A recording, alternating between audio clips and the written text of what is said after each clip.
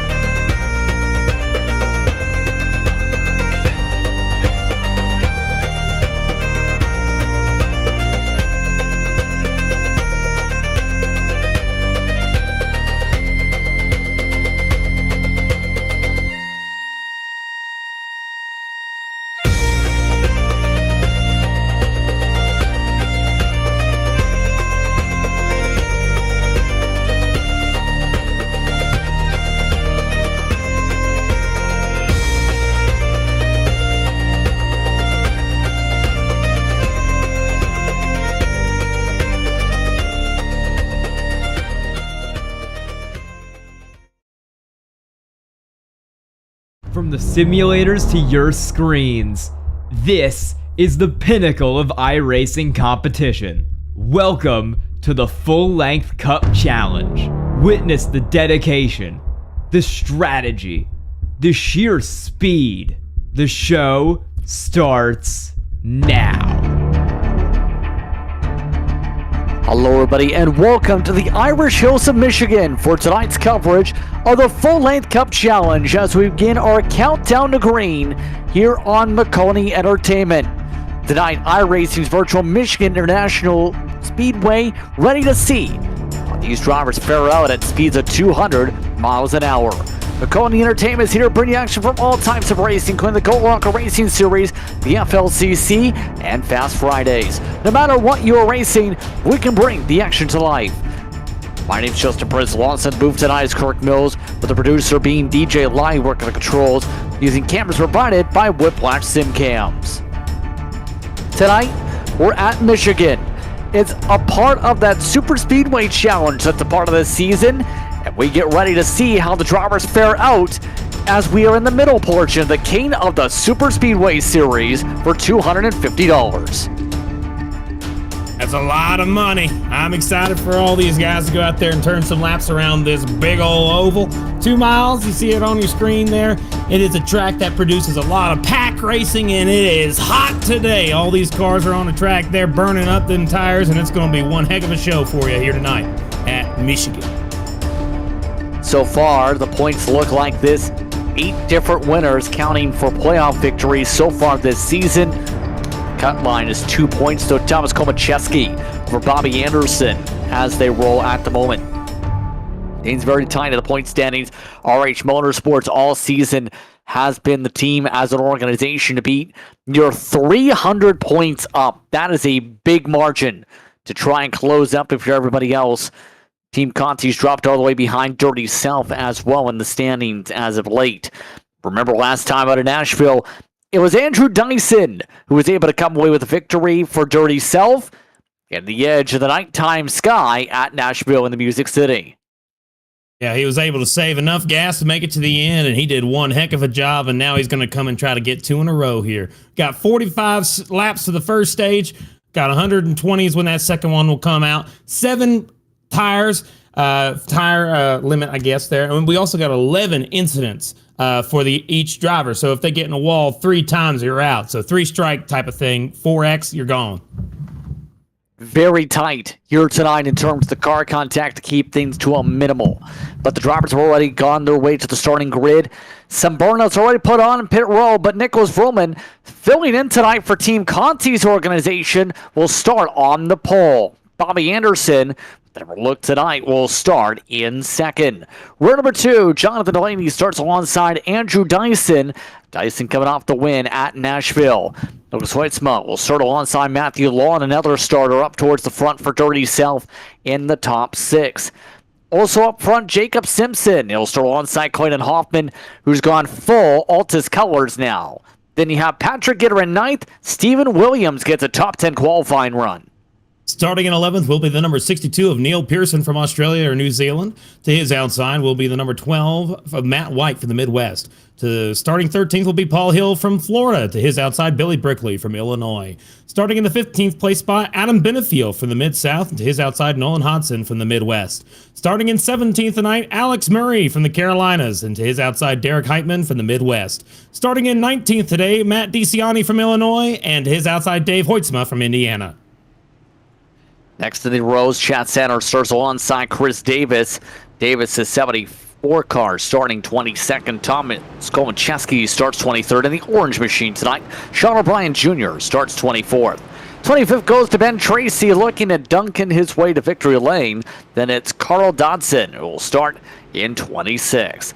Ed Ryan starts alongside Kyle Amon in 28th. Ralph A. Hutchinson taking an EOL penalty, requesting EOL. Will also get a black flag off the start. Hunter Chua will start in 30th. Starting 31st will be Jason S. Taylor from Texas, and his outside Larry McDonald from Ohio. 33rd, Daniel Llewellyn from Texas. 34th will be Alex Princeton from the Midwest. 35th will be Tanner Marty from the Northwest, to his outside William Owens from the Mid-South. Starting in 37th, Tyler Hunter, to his outside Richard Kleiman. Starting in 39th, Evan Mesnard and Robert Miller. And then finally rounding out your starters is Devin Medeiros from Carolina in 41st. Man, I'm excited. We're getting ready to get going. It's going to be an exciting one here tonight as the take a look at weather conditions, hot track conditions. Temperatures currently at 112. They were up to 119 in final practice here this evening. It's time to get all set to go here. Let's get ready, Kirk. Yeah, I'm excited. Let's see it out here in Michigan. Here we go in the restart zone. Buggity, buggity, buggity. Let's go racing in Michigan, boys.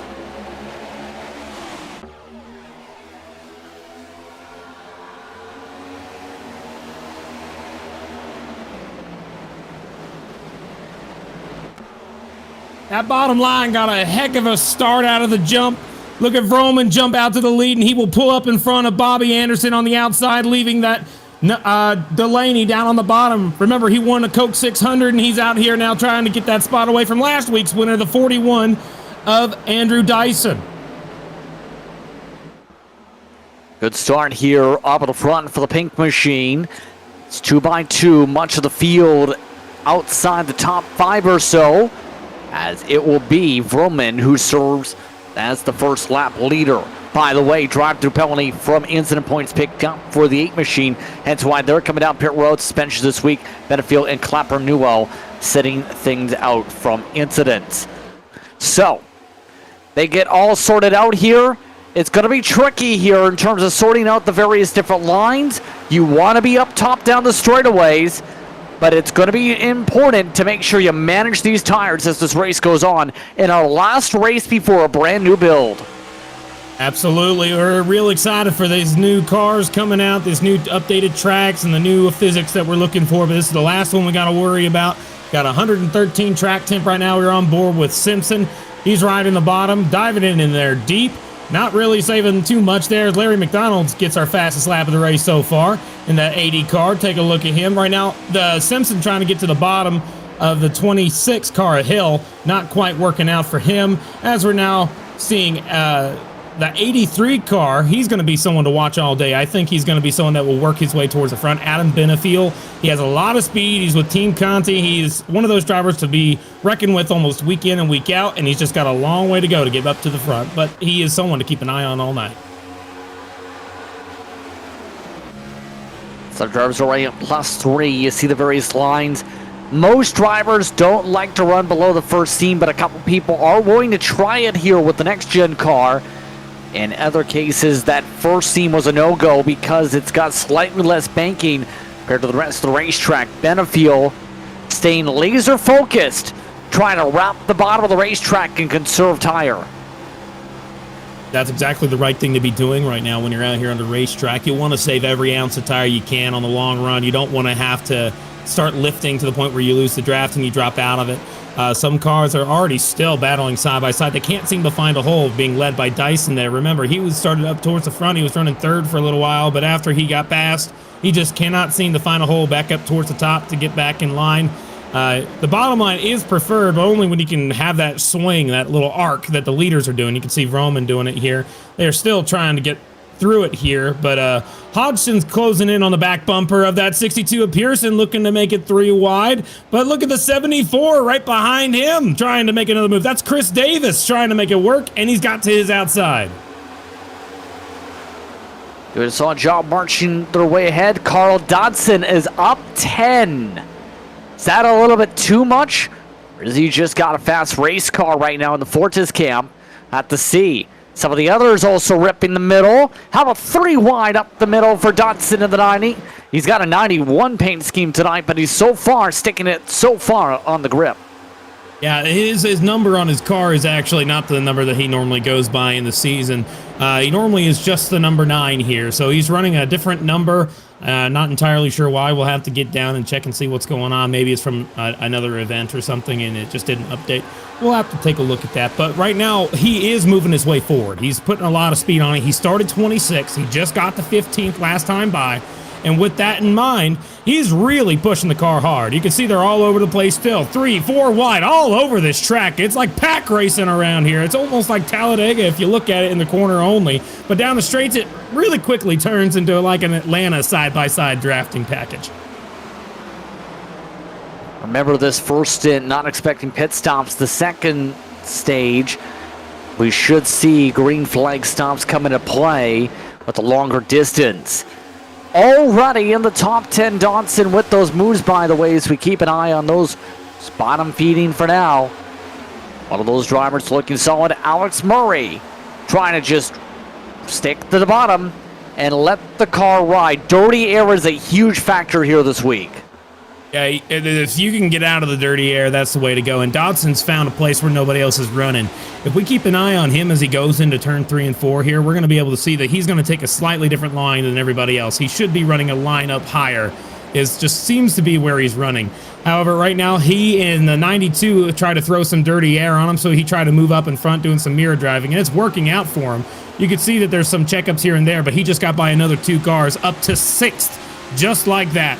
And once people in the back start seeing, hey, I could drive up to the front, that might be something that he might do. See, he just found clean air and he is driving that thing into the corner. This reminds me a lot of what he did back at Bristol a handful of weeks ago when he went up to the front, from the back to the front, and he drove away up until those tires fell off. But right now, he's going to the front.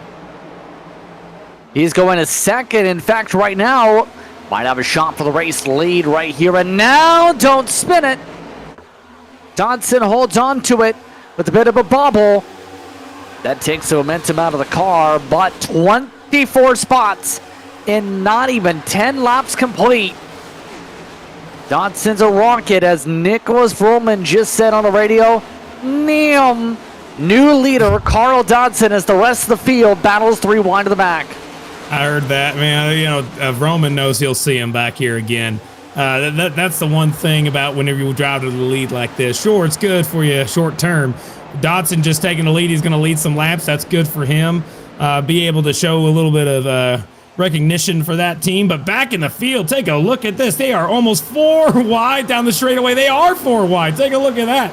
down on the bottom. Got Miller trying to make it work, giving that bottom line a shove. They're going to be 4 wide going into the corner, and this is back in the back 20s. Cole Macheski's there running 22nd right now. You can see in the third car from the bottom to the top, and they're just all over the place right now. William Owens is involved there as well. The 17 of Kyle Hammond, hang on to it. Williams, he got it. He saved it. He's good. He's back on the racetrack. That green car just lost the thing, but still was able to save the race car, keep it going straight.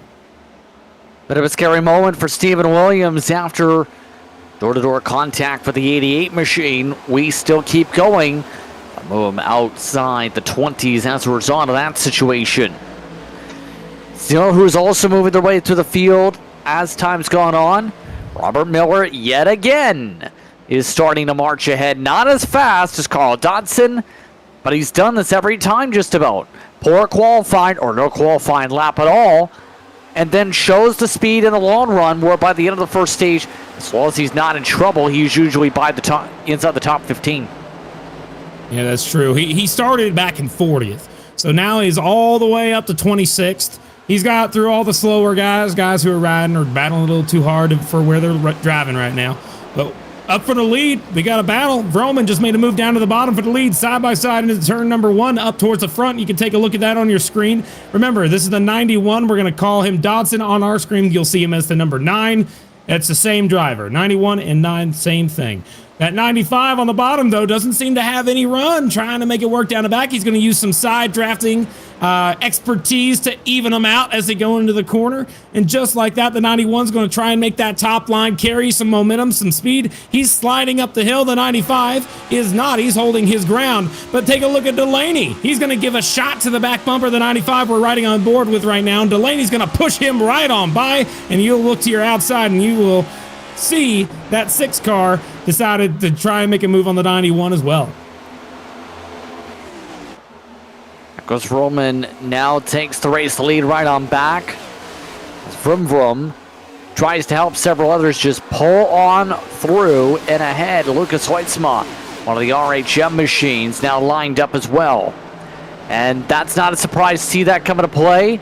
Lots of potential for slingshot if you time it up right down the straightaways, but we know Dodson used up a lot of tire to get up here. He's trying to side draft a lot too. That's a smart decision to do. All drivers here on the racetrack need to be able to know how to side draft, especially in Michigan. You got to get right on that quarter panel, which is like the back end of the race car, right behind the right rear tire or the left rear tire. You can do either or. And if you just put your right front bumper right on that corner, it will throw air onto that spoiler, which is essentially like catching that extra air and slowing that car down, allowing you to get even with the car. It's not speeding you up, it's slowing him down, which is what side drafting is all about, especially here in Michigan. You're going to see it a lot all day, as it looks like we have someone trying the super top lane there. Third place, that's still Dodson. I mean, he was trying to top now that he got passed by the front 2. I mean, he's now in recovery mode. He's got to be able to, like, ease the bleeding right now, okay? He just got passed after running those tires off, and he's deciding to go straight up to the top, trying to gain some long-run speed here. But Dodson's, he's just really loose right now, and he's just not carrying the speed on the exit of the corners anymore. So he's got Paul Hill on the bottom trying to make a move on him. Precision Speed Solutions machine of Alex Murray is riding forward here at the moment. Up to 7th, looking for 6th. It's been switching the lines, top line, bottom line, all the lines. He's carrying wherever the momentum's moving him forward here. They've been quick, and some of the officials throughout the week.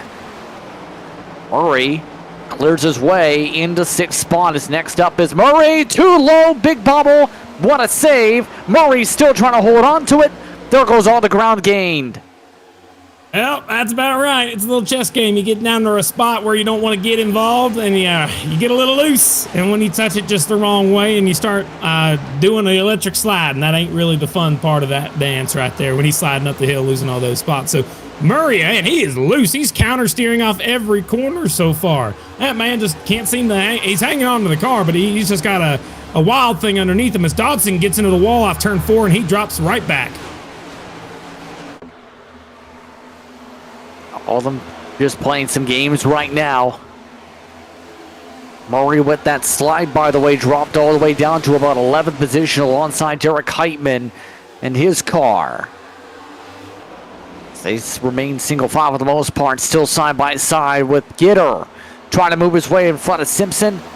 So far, decent race for Jacob Simpson, keeping himself up front. Yeah, I got to tell you, Simpson's he has like one goal today. If that 2 car has any goal, it's to be able to make it to the end, get a top 10. That should be his number one concern. The last couple of weeks, he's had some struggles, but he's been fast. He's shown speed. That 2 car has it. He's just got to be able to get to the end of this race. And right now, he's following a driver who can definitely lead him there, Nolan Hodson. He has been a driver to be reckoned with all season long in that 12 car. He's already won a couple times, and he's got some speed in that thing that is really, really surprising since the beginning of the season. And he's been one that we always want to keep an eye on when he's out here racing, especially here at Michigan. And I agree with so far. We've seen some onboard perspectives from Benefield here tonight. So far, up 7. The Conti machines doing a great job in terms of pace so far, at least in the short run, if you throw them in the team conversation. New race leader, though, Jonathan Delaney. Now up at the front of the field, just recently took it last time by at the stripes. So we do see some swaps going on as Heitman gets some help from Matthew Long, a Ryco customer. Matthew Long's got a lot of speed, but right here, I got to tell you, up front, Delaney made a great move to get on by the leader there, Vroman. This is going to happen all day, though. You're going to see Vroman or second place set up the leader by like getting a little bit of a gap. And then down the straightaway, once they get a little run, they'll make a move down into the next corner and slide up in front of them like a slide job. It seems to be the way to go. But as you could tell, from the beginning of the race, you can see only like 1 or 2 guys that want to run down there on the very bottom lane. That is not really a place you want to go late in the run. Maybe early in the run, oh yeah, definitely. You got fresh tires, you could stick down there. But the moment those tires start yelling, you got to get up off the bottom. The only person on the bottom I'm seeing, there are a total of 3, 4, 5, 6 cars out of the entire field that chose the bottom, and Delaney, our leader, was one of them and almost spun the car off to turn 4. So he hangs on to the thing, but yep, it is definitely loose on the bottom right now. As there's still 3 wide battling in the back of this field. Look at Kulmacheski in the middle. You got Hunter Truel on the bottom trying to make it work. And he's just trying to hang on to the thing. Yeah, pretty clear that the bottom is fading away here, and it's getting harder and harder to actually make some passes here. Still see Drill lose some ground as a result, trying to get Sword in trouble. Oh boy, here he goes up the track. Hang on to it. Oh, who did he hit? Was it Truel? I think Tyler Hunter. The 48 car has a lot of heavy right front damage. And he was spinning through the grass, I believe, and when he did, he got spun by the 09 car of Dave Hoytsma. Let's take a look at this here on a replay cam here, brought to you by Maconi Entertainment. Down the back straightaway, you see Dave on the bottom. That angle doesn't really tell us a whole bunch, but man, look right here. Does he hit him? Oh, he does. Yep, he clips the 71. That's going to end up putting a little bit of damage on that Hunter Truel machine. See another angle here. This is going to show us exactly what we need to see. Heading down the back. Tyler's doing fine, holding his line. Yeah, Dave just came up and too aggressive on the side draft, spun him out. Hate to see it. You absolutely hate to see it. But that will take our fastest time from practice right there. Tyler Hunter had the fastest time in practice today. Goes out there and gets involved in an incident where he just couldn't really do anything about it. You got to feel bad for him and his team. Yeah, hard lick. Drill also picking up significant front nose damage as a result of that sequence. That'll take some people out of the conversation just like that as a result of that incident there. So, pit stop party, and with it being a different type of racetrack with Michigan with this package, some people are staying out. Others are taking the track position, or rather taking the Goodyear Eagles. With 200 laps that you got to run, and you only got 7 sets, I mean, they want to save an extra set. That's all they're trying to do here. That makes sense 100%. Everybody's down pit lane. These cars can go about 45, and if you're stretching, and I mean really stretching, you probably go about 50 laps on a single tank of gas. These guys are coming out of the pit lane, just topping off, getting some tires, want to get them done early. You see right there, Chris Davis, I think, is, well, actually, let me make sure we got that right. The first person off pit road that time by was, let's see. Chris Davis? It was Davis, yeah, there you go, just like that. Yeah, it took 2 tires. Everybody else basically took 4. Ralph Hutchinson took fuel only, believe, on his stop on the wave around. So, Jonathan Delaney electing to stay out here with this call. The RH Motorsports machine up in front. Let's see if we can take the chance to talk with him here as we get sorted on these pacing laps. Jonathan Delaney now joining the broadcast booth. Do you have a copy? Yeah, what's up, guys? How's the car been feeling so far up towards the front here at Michigan Dega?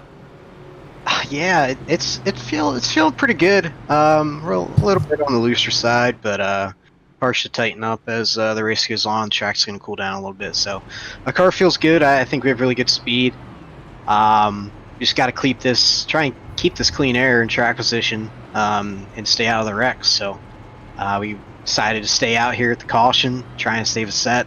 We only have 6 sets, so we're gonna try and save them for towards the end of the race, and hopefully it turns out in our favor. So yeah.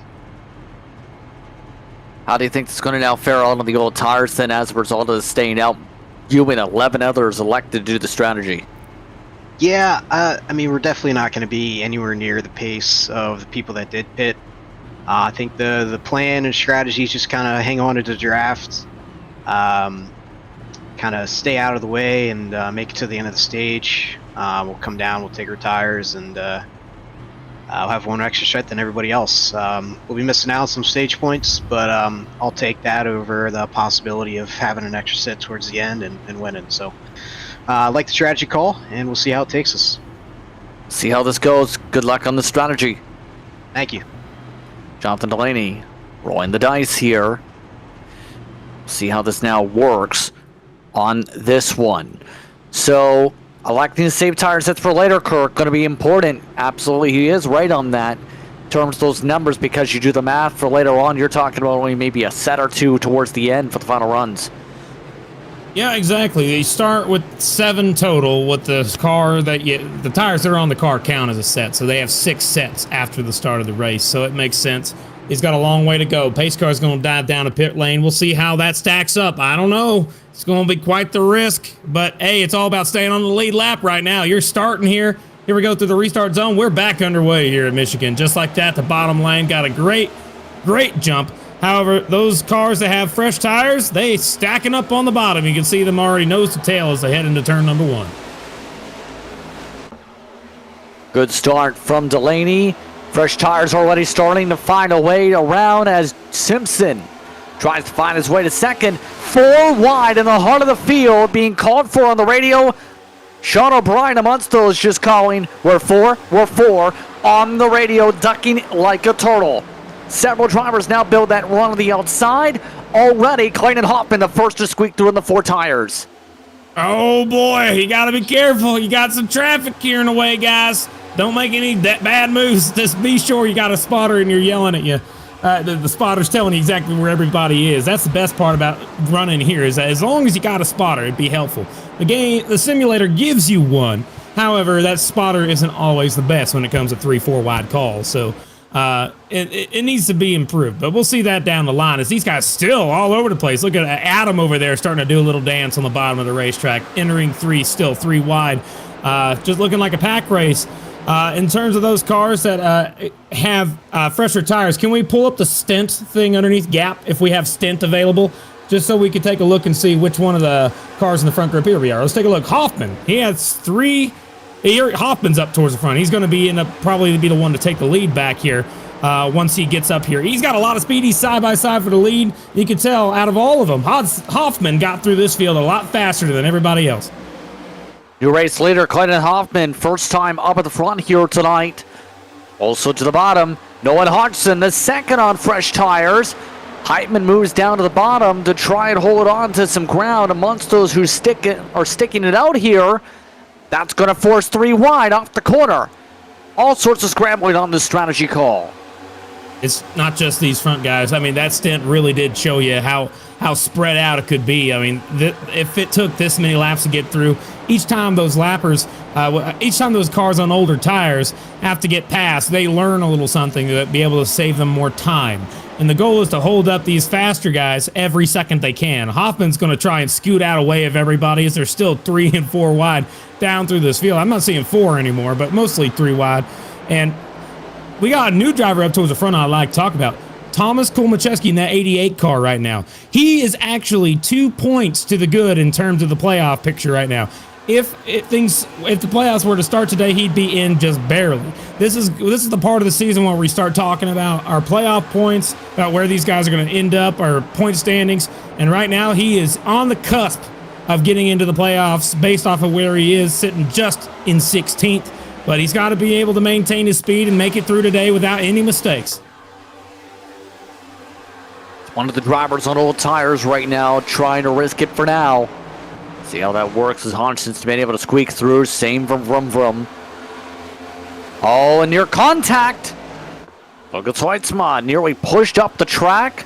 Apologies on the radio. That cost him some ground, having to get out of the gas as now the first 9 are on fresh tires.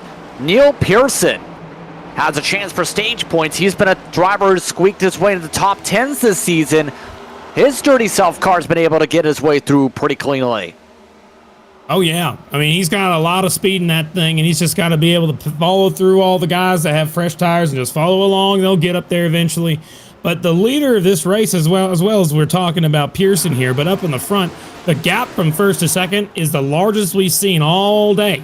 We haven't seen this gap get as big as it is. Hoffman and then Nolan Hodgson, I should say. It's so big at this point that I don't know if we should be. I think we should. It's a matter of when that draft will kick in and they'll get going. Robert Miller just ran the fastest lap of the race just there. He's pushing the car hard, and all these guys are going to be pushing hard.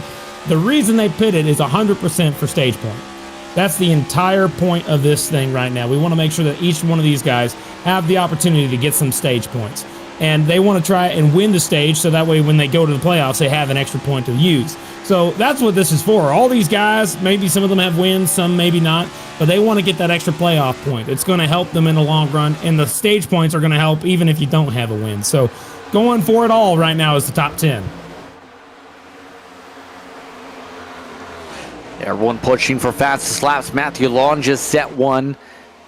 He's Munsto's on the inside, looking to make a pass on Benefiel. No one to draft off of, however, as they go to the gears. Remember, we aren't shifting here at this racetrack here tonight.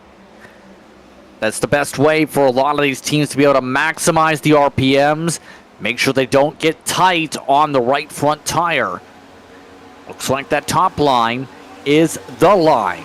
Once again, starting to come into rhythm yet again as the top 11 have now ran away and broken the draft of everybody else. Everybody else has been blocked by the guys on old tires. Alex Murray, Delaney, these guys have really found a way to hold up everybody else. And they're doing the best they can. I mean, they're just trying to hang on to their cars, get to the end before the end of the stage without losing too many spots. But everybody else has got to realize, hey, I got fresher tires than these guys. I should be pushing, trying to get on by them. But yeah, Delaney and Alex Murray in the 7 both are doing a great job of holding everybody off, it looks like. Altus 1-2 up at the front of the field. And once again, it's so difficult to break away here, hence why it's part of the Super Speedway Challenge here. This is the top racetrack where the draft is so strong that you end up becoming draft locked like this if you're in a group. If you're able to break away, that's partly because just the raw pace of the car in general helping take you forward. Some of these drivers looking to see where they get squared away as we're already coming up to 10 to go in the stage. I mean, every one of these guys in this little pack have a good amount of chance to be able to make some points here. They're going to have some points. It's just a matter of how much do they want. They got to they're going to push hard the whole way. They're not lifting, they're not waiting, they're not relaxing, they're actually pushing hard. You can tell that by the distance that they have really made over 12th place, Chad Sanner, who's currently 4 seconds back from the lead. So these guys have really shown that you can just hit the gas and really get away from the rest of the field and have a small pack of your own instead of having to deal with everybody else being around you. So I think that they have accepted this, but that just still means that we're going to have, I think, just one loser here out of this group that will not get any stage points. You got 11 up here, so they got to make a decision on who that might be as we're coming down still to the end of this stage. It's just about who's going to be at the back of this line and who's going to be at the front, earning some stage points. It's a very big difference to be able to win this one versus finishing 10th. It's just night and day. It's going to help your point standings and your championship hopes a lot.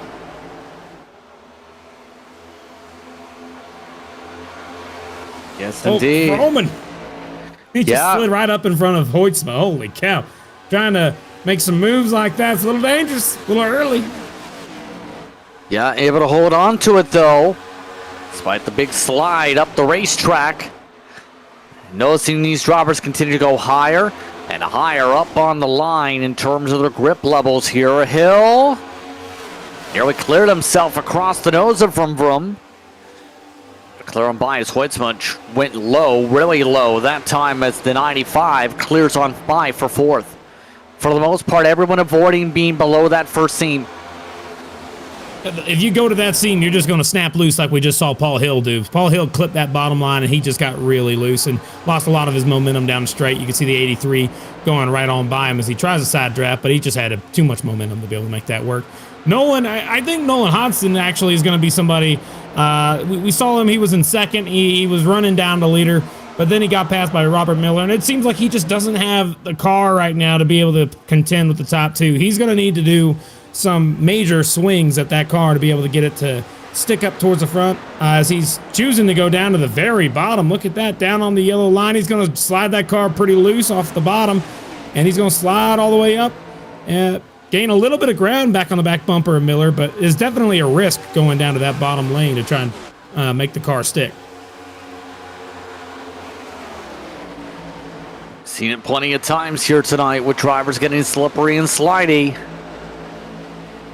See if anyone's going to be able to slip their way forward here. Coming to 5 laps to go now in the stage. Benefiel clears on by Anderson.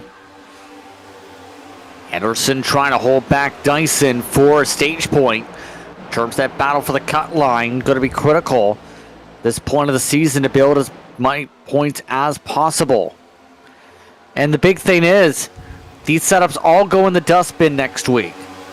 Because next week, it was announced that the series would be going to Fontana instead of going to Mexico. That's because Mexico is not confirmed to be a part of the platform yet or in the sim. So it will be a 400-miler on another 2-miler. Now the big thing is, drop model is going to be different. Tire model going to have some tweaks to it. It's also going to see some change potentially to how the cars have track characteristics as well. A lot of differences starting next week on the build week. It's going to be a lot of fun seeing that new car come out, though. We got all these guys that are really hyped for a lot of the changes that the cars might show. The tracks might be showing as well. Every single one of the tracks in NASCAR is definitely going to be something. Once they come out with this new engine on all of them and replace some of the older ones, like we had Charlotte that's been kind of old, they're going to have that one replace a few other tracks. It's going to be a lot of fun, and the car itself is going to be receiving some updates as well. We won't know specifically what they are until tomorrow, or Tuesday, I should say, whenever they get out those release notes. It's going to be a lot of fun to go through them to see what's on the docket and what's up for purchase. Knowing that the new Gen 4 car is coming out, all these drivers are going to be clinging to that so much. We've been wanting to see a Gen 4, an actual Gen 4 car for a long time. So knowing that that's going to be coming out is going to be amazing. These guys are going to have fun. But in terms of what we got right now, these cars up front, I think that 15's waiting for the right moment. I think he's been like sizing them up. I think he's been pushing his teammate, that 92, for a while. But I mean, that only is going to go so far until you decide, hey, I want to win this stage. When do you think he's going to try and make a move? I mean, I think he does. But what do you think, Justin? Do you think he's going to make something happen, or is he just going to tuck in behind and give his teammate a push? I think it's going to give a teammate a push right now with how things are going. Just based on what we've seen Altus do, Robert Miller, I think electing just ride and keep it calm. Great stage, though, for Dirty South as a team. 3-4 for them right now. Neil Pearson going to be very happy. One of his best first stages all season in the 62 car. Don't think he's got the speed to be able to make a run for this lead, but will be happy to pick up some 8 points on his season as we come up to the 1 to go in the stage. Here we go. One more lap. Was Miller got any? Caution. Caution already. That changes everything. But that The wreck was... Where's the wreck? It's in the grass. Just got word, Paul Hill. Paul Hill was in the grass with Hoitzma, yes, from 8th. Hey, we're going to get stage points. What happened here? I think there's more to that story. There has to be more. Can we zoom it back just a little bit further, I think? The 41 and the 26, I think, going into turn 3 would be good to look at. Let's see right here and see what this happened here. Got that 41, Dyson all over the back bumper. He kind of pushes him up to that second lane up. 26 is a little loose. 97 comes up, makes contact, and they go around just like that, avoiding the wall. That's good for Paul Hill. Glad to see he's up, maybe. 97, did he hit the wall? Is he all right? I don't think he hit the wall too hard if he did. He did crumple in the front nose, though. So Hoitzman's got significant front end damage to his car. Just looked like the nose took off. Stage points going to Hoffman, Miller, Pearson, Long, Benefield, Hodgson, Vroom, Dyson, Anderson, and Ed Ryan. Now watch here. Has a bit of clean air on the front nose, then a corner exit, throttles up, and it just takes off. You know, it makes me think he almost didn't see him. Like the way the 41 was, like it kind of hit his car from view. Maybe he didn't see him up there. I don't know. That front end damage and the rear end damage there, the rear end came from the wall, but the front end damage came from whenever Hill was spinning across Hoitzman's nose. Shouldn't be too much damage. I think it's going to be repairable. He'll be able to get back out there, but that just means Clayton Hoffman's going to take the stage. We're under caution. We'll take a quick step aside. More coming up. You're watching Maconi Entertainment for coverage of the full-length Cup Challenge.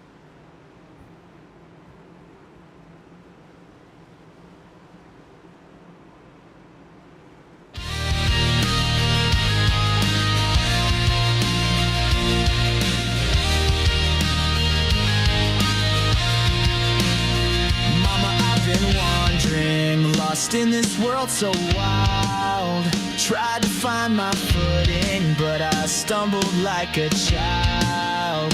Fell into some shadows, couldn't see the light ahead. I know you've been worried by the tears that you have shed, but I'm climbing back up, reaching for the sky. Gonna make you proud, no more reasons to cry.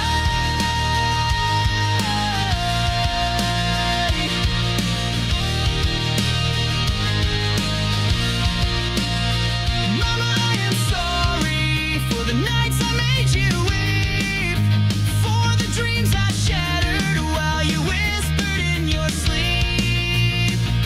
Gonna stand strong, Mama, hear my vow. Through the darkest times I will make it somehow. But I'm climbing back up, reaching for the sky. Gonna make you proud, no more reasons to cry.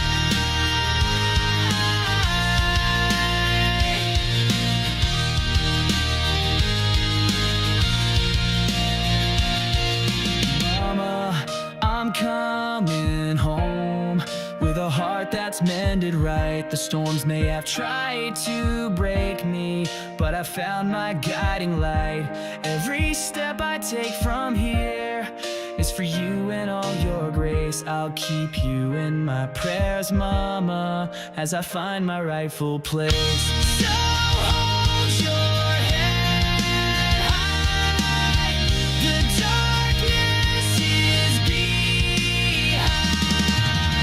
Mama, I'm coming home to the love I know I'll find. In your arms I'll rest tonight.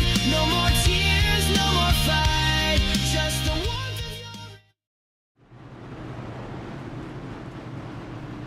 Welcome back to Maconi Entertainment for tonight's coverage of the Full-Length Cup Challenge as we continue on from Michigan. Clayton Hoffman and Robert Miller on the front row for this restart here in the Irish Hills. Dale Pearson will start in third alongside Matthew Lawn. Then it will be Vroom Vroom, Nicholas Roman, and Andrew Dyson. Bobby Anderson. Larry McDonald took 2 tires. That caution flag to gain track position. Nolan Hodgson and Ed Ryan. Now your top 10 for the restart. Green flag is out. Back on away. So we get back rolling here. Altus in for row 1. Dirty Self in row 2. These guys got a lot single file up towards the front very quick compared to usual.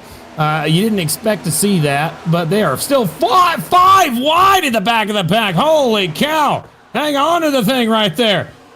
Oh, man, trying to find a hole to get into, but they were 5 wide as they went to turn number 1. That was wild. Got a little bit sketchy back there. Looks like some drivers like Patrick Gitter did not escape unscathed. Front nose damage for the 21. They also have a penalty that happened last caution. Matt White, EOL, too many pit boxes ran through. Recharging through to this pack as well. Still no situational setup yet for some of these drivers as they continue to sprawl out. The 80 of McDonald, that's 2-tire call, did not work out. Does not look like it. Not at all. They're going straight on back after that one, that 80 car. But still looking around, there's something you just got to be able to focus on right here is that if you're McDonald, you just got to be able to try and survive. Get as long as you can. Don't worry about where the other guys are. Just get to the point where you can get in a line, ride in the back perhaps, and try to get it to the end here right now. Still, a long line is beginning to form on the front straightaway. You can see the entire leaders have really spread out. They're still running different lines in the corners, but the moment they get to the straightaways, it all comes back together to one single line. A couple cars might be down on the bottom right now, but everybody else has decided that one line on the straights work. And in the corners, there's just a giant array of options. They're trying to get out of that dirty air and find a little bit of sweet air somewhere around there. It's a fun thing to do when you're a race car driver, trying to find the clean air all over the track. All sorts of searching around for some of these drivers right now to find those clean air pockets. See some of the single filing start to build up here. Now we are running to lap 120, remember, this stage. So we will have to see green flag pit stops here in stage number 2. How do you plan things out for this stage? How would you go about the strategy if we go along in this stage? Great question. I'll be honest with you. There's several rules of thought for this. If we know exactly when the cautions are, I'd tell you the exact answer. But because we don't know when cautions will fall, other than that there will be one on lap 120, the only thing that comes to mind is that if you were to come down pit lane, take tires and gas, full tank, and get back out on a racetrack, you'll be right at the verge of losing a lap or already a lap down. You're not going to be able to survive out there for much longer. Meaning that short pitting is an option if you're able to push hard for the first 5 laps to get yourself unlapped or, get away from the leader. That's option 1. You could short pit early.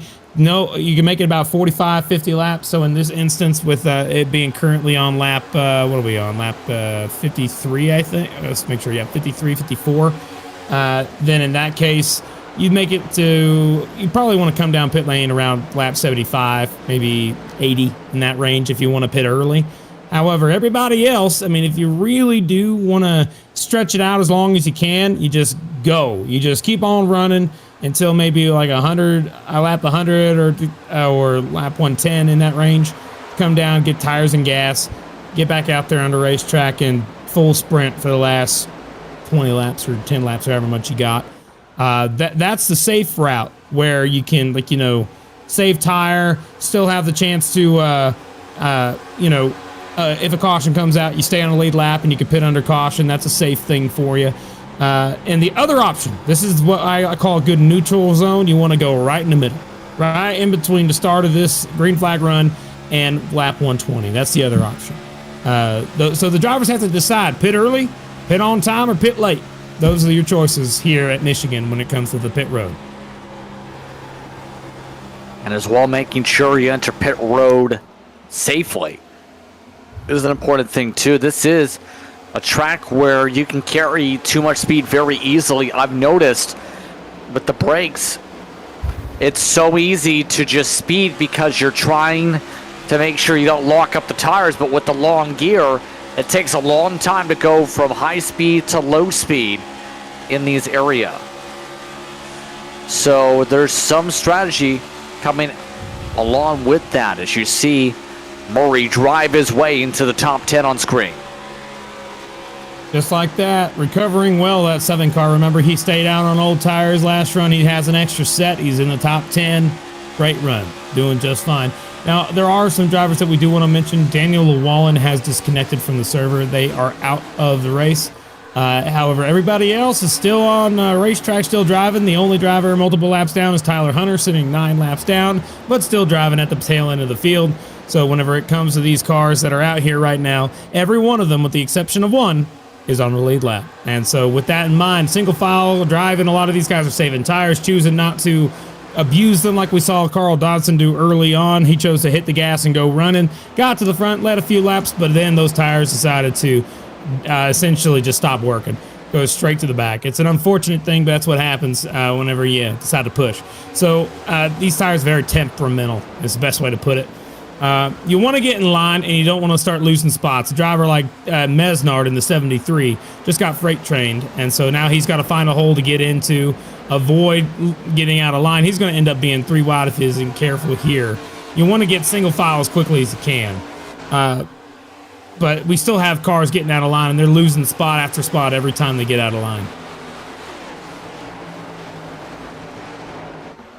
So we'll have to see how this now goes in this run. There has been a lot of communication. Some of the drivers on the radio in terms of how they're playing the lines and how they want to play this strategy as a whole here as we come up to lap 60 next time by. Derek Heitman, amongst the drivers who has surprisingly not had the greatest of runs here tonight. Still only a +5 on the race. You see him in the middle bottom of the screen just about. 76 has been very quiet tonight, Kirk. 76 of Heitman, yeah, he hasn't really shown that much yet. I think he's saving them or something. He's riding around. You know, he's really good at saving tire. At 76 is so. I'm excited to see if he's able to make his way forward after the pit stops. I think that's when we'll start noticing him. But in the meantime, currently sitting 13th, just riding around. It's the right thing to do. I mean, it's Michigan. You can't really necessarily lose the lead draft as long as you're riding right where he is. I mean, you got plenty of cars behind you in case you make a bobble. Plenty of cars in front of you, so that way you can, get a strong draft, save a little tire, and save a little gas at the same time. He's still going to be running, of course, trying to pass cars that are a little slower than him, or when he gets a run, he'll make a move. But it doesn't necessarily mean that he's doing 100%.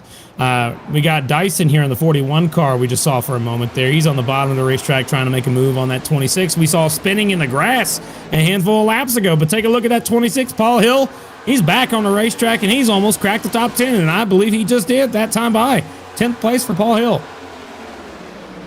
Good recovery from the slide in the infield. Raw speed showcase there in the car. A lot of the CFM cars, and Owen Hodgson is currently still in 6th as well. And we've seen speed like this from Hill all throughout the campaign. Right now, doing a solid job here tonight on maintaining. See how things are in the pack right now. A lot of these drivers having a hard time making passes right now, just trying to make sure they stay in a line and work together. That's exactly right. But, we were just talking about Paul Hill. The counterpart to that incident we want to check in on and just show you the varying differences of what can happen after a crash. That 26 car is up towards the front, but that 97 of Lucas Hoytsma, he's sitting back in 27th right now, just at the back of the pack.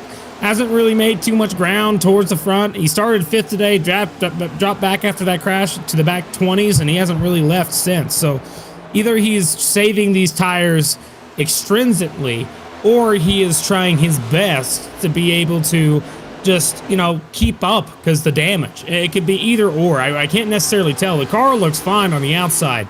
but that doesn't necessarily show us what the actual interior of the car is. If the wheel's off, if he has any suspension damage, we won't be able to know that. But we saw the nose end cave in during that crash, so it could be something up front trying to keep temperatures down, or he could just be saving stuff, waiting for the right time to dart to the front. But battle for second, look at this right here. The 95 Roman just got Miller right there in front of him. We'll see if he decides to try and pass that 15 car anytime soon. See if there's any chance of a build-up or if they stay draft lock. And I've noticed in a lot of cases with these cars this week that there has been a lot of draft lock in these lines. Once you get in a pack, there's no place to take the run. If you take it up the inside, you risk losing ground. So it's so difficult to be able to make passes now once you get up to the front, and it becomes fully like you're running in a draft train at Talladega. That's true, yeah. You got to follow the hole in the wall, I guess. Though you got to go through the hole in the wall, not going straight through the wall. Wall of air is what I'm meaning here. But that 12 car, I mean, he's doing something different right there. Nolan Hodson, he's trying to make that bottom line work where he's got that bump there on the bottom. He's the only one I saw jump down to the very low lane that time, getting some clean air on the nose. So that's beneficial in the corners, but terrible in the straightaways, which is why that 76 right there of Heitman we were talking about earlier, he's on the bottom there during the straightaway, and he's just trying to side draft the best he can so he can at least keep up with everybody else, get a little bit of sniff of the draft, I guess. He does end up clearing Jacob Simpson just like that. So single file for the front group here. I don't see anybody really bobbing out of line or doing anything unusual. 2 car got into the wall a little bit that time by, though, so still keeping on and pushing hard up front. But in the back is where it's really fun to drive right now. I mean, if I was running 15th, 20th, these guys, I mean, that's where the fun's had right now, which is why I think you might see Adam back here. I think he's just having a good time trying to manipulate the draft around the place. That's Adam Benefield there in the 83s, who I'm talking about right here in front of the 73 of Evan Mesnard. Trying to catch up to the back bumper, DeCiani, who has the most points out of any driver without a win this season. That 4 car is showing speed. He's fast. He's got a lot of points. 200 plus to the good, to the point where we're pretty sure he's going to make the playoffs. But that 4 car, he just has yet to get to victory lane, and he is looking for it as much as he can here today, battling with Billy Brickley. Gets on by him, but will Brickley try to make another move? We'll have to see. It's all about Michigan. You're going to make moves and counter moves, but that 4 car has a real shot to compete for a championship this season, and it's going to be exciting to see if he's able to close out the deal here for the remaining races before the playoffs start. Yes, indeed. It's going to be interesting. Starting to see things splinter a little bit too on top of things, by the way, in the packs. About 3-4 car lengths, some of the differences building up as Murray tries to see if he can find a way around Simpson. Looks like he's got the speed at least even out. But the problem is they are side drafting each other like crazy up to the gears. They might break up the pack in 2 here with this move. Yeah, but it's not necessarily 100% on them. Up towards the front, too, they're still racing side by side for the spot that they're trying to battle for here and catch back up to. This gap is way too big. You're absolutely right. That's going to create 2 packs. Right now, it looks like that the top 9 have really scooted away, and Simpson's trying to chase him back down. I think he's going to be able to do it, but he's going to have a heck of a run to be able to do it and no mistakes. He's got to use that draft as much as he can to catch back up. And running up against that wall is the best place to be running right now. You cannot be jumping down to the bottom side, drafting like that, slowing your line down, especially up at the front of the line. And this is also when tires are going to start showing. If you saved your stuff, you'll start moving towards the front. Take a look up here towards the front. We have a 3-wide move. That 76 of Heitman just made a move on Neil Pearson. He got on by him, and now side by side with Hill. I believe that's Paul Hill.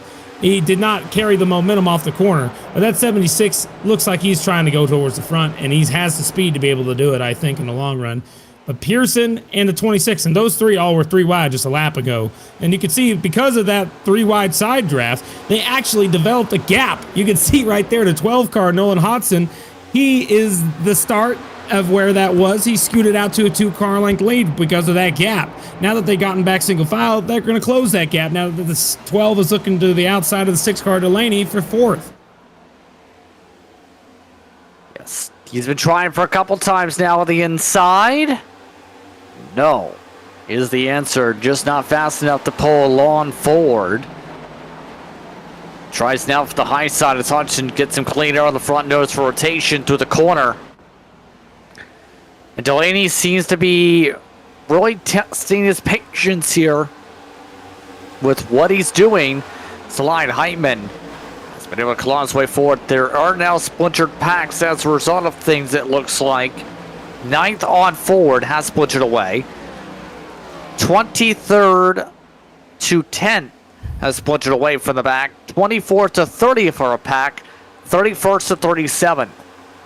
So all sorts of packs have now formed up here in some of these battles as a result of what's formed up here in this race. The difference in them on speed is a 10th to 2/10 a lap between the first and second packs right now. So right now, if we were to continue going up till right now, the fuel window kind of just opened. If you were saving all the way to the end, you could technically pit right now and still make it on gas, barely, and I do mean barely. But so we're gonna start seeing some cars that maybe took 2 tires. We might see that one car come down in the next couple laps. If you took 2 instead of 4. You definitely want to come down pit road at the early segment. That way you can gain back some of the time you lost over the long run. He was hoping for some cautions, didn't quite get them. But now everybody on track got to know that pit road is open for business. If you want to come down and get some tires, be faster than everybody else, you are more than welcome to. However, there's a chance you might get a caution that might throw things off, and you never ever like being the first one down on pit road. So if we see someone do it, I think that you're going to start seeing everybody else follow in right behind. It just depends on when the move's going to be made and who wants to do it. Who wants to try the short run? Let's try and short it here, go hard to the end. That's the question. And we're not near halfway quite yet, but once we get there, that's whenever you'll start seeing the majority of cars come down. Well, a little bit of contact there. Benefield able to avoid a hard hit. Simpson takes the 3 wide as a result. This second pack continues to splinter apart. 4 wide almost. Billy Brickley caught up to the back bumper of Murray and almost made a move there 4 wide, but he backed out of it respectfully. And now that 2 car, we saw him, he was leading this line for a little bit right there, but that 2 car just does not seem to have the speed on the long run. He is dropping back like a rock right now, so he's going to have to make some adjustments to that car to try and make it go faster on the long run. And that's going to be a tall ask to do as the 44 is loose up top. Mesnard gets him up into the wall just like that in the back of the field. Hard contact. They hang on to it. Mesnard in the 44. Brickley battling really hard. And take a look at who's here. That 97. He was running outside of the top 15 for most of this run. He just cracked the top 20. So he's moved back up and starting to make his march towards the front. Lucas Hoytsma, just like that, moving back up after that crash. Is slowly making his ground back up in the raw pace of the car. Curious if there's any long-term residual damage built up from it, though. We'll have to see as there goes Mesnard getting uprooted a little bit. O'Brien slips on by as a result of that bobble for the 73 on the move. So we slowly but surely make our way towards that pit window right now on these strategy calls as this field continues to spread apart. A lot of people now trying to run the wall in 1 and 2 in particular, build that run for the back straight away. I mean, when the car starts getting super loose, it's the only option you really have. That top line is going to be the one to go in, but not the very top, but somewhere in between, like the 3rd lane, 4th lane, in that little bit right there. You can see Brickley's running it, 2 cars running it, a few other cars are doing it. You can see up towards the front, though, we got a battle hard for the lead just like that. Hoffman lost the lead. He hit the wall or something must have happened to the 92 because now Robert Miller is taking it away, and Nicholas Vroman moves into 2nd. So a new race leader is the 15. Delaney taking a poke. Not about to move. Couldn't make his way around as there's more shuffling going on. So we are starting to see people trade some spots here. Delaney now trying to look to the outside to try and rip away 3rd. He's going to have a run here, but I don't think it's going to be enough. He gets loose. He's going to have to let off and hang on to the race car. It's a lot better to make it last another day as Vroman trying to take the lead away from Miller. He's on the bottom even as they cross the stripe. That time by, it looked like it was Miller by just 0.02 of a second, almost 3. Man, they're battling hard. Roman gets it away, but Miller's doing that slide job pass underneath. It's a what do we call it? Under-over move. Roman did a slide job, and that 15 went right back under, trying to get on by. And take a look who's entering the fray. We saw him leading most of the time. That 92, Clayton Hoffman, also trying to make it work on the bottom. Not enough speed to get to second, but it looks like he's going to come out of turn 4 side by side for third with Delaney. Able to move up from to second. Nearly to the lead. Delaney trying to take advantage of the clean air. We've seen Delaney sacrifice stage points for the long-term goal of having tire sets. Now we see if that's going to pay off to be able to get points now in stage 2 while having the extra points to extra tires rather to work with. Rest of the way, as Heitman goes to the bottom as well. Yeah, so this run's going to be about 75 laps. So with that in mind, we're hitting lap 80 right now. So if we were to do the math right here, this would be about 40 laps to go. We're getting to the point where they are comfortably going to be able to make it on gas. And with that in mind, the one thing that we want to remember here is that the halfway mark for this run is with like about 37 to go. So here in about 2 or 3 laps, we're going to start seeing some more pit stops. They are battling hard for second place, though. Delaney made a move to the bottom of the 15. And Delaney's going to try and take this lead away if he has anything to say about it. You want to pit from as high up as you can, so that way you lose less on the long run. So 34 laps of the run, we should see a pit party pretty soon. Oh, a near swipe. Delaney trying to close the door on the high side after going down the middle. Nearly got himself turned. And we just got our first pit call. Someone saying, I'm pitting in 10 laps. That's very not useful. That was O'Brien on the radio. Yeah, so the race director actually, oh my gosh, 15's rubbing on that 6 car right there. He shoved him up the hill almost. They're still trying to make this thing work, but they're coming up on a slower lap car who's going to get down and out of the way. That's the car that took 2 tires. He's gone on the apron and he's out of the way. But because these two are battling side by side, Roman's able to get away. Heitman and Hoffman are now battling side by side behind these two. And not just that, we also got Paul Hill. You got the 28 of Matthew Long. They're closing in on each other. Once you get running side by side like that, you're going to start creating a little bunch of cars behind you because it's a little slower when you're side drafting like this up towards the front. But yeah, you're right. The race director went on the radio and said, make sure you call out your pit calls. And the ever funny O'Brien decided to say, I'm pitting in 10 as a response to said moniker. So here we go. Still coming to the end of it right here. Right around now would be a good time to come down pit lane. So we'll see if that happens. Larry McDonald just came down after getting lapped, so that makes sense. We'll see if anybody else follows him down. See if anyone else joins McDonald into the service tower. Hunter also came in. He was 49 laps into a stint for some of the... He's 9 laps down. Yeah. So he's out of... But it gives an indication of how far some people are willing to push the fuel numbers. Andrew Dyson has been able to break away a little bit from this pack you see on screen, by the way. He's pulled away by a second, interestingly enough. Not sure if that's going to last, but seeing some separation build up now again as we splinter packs within packs.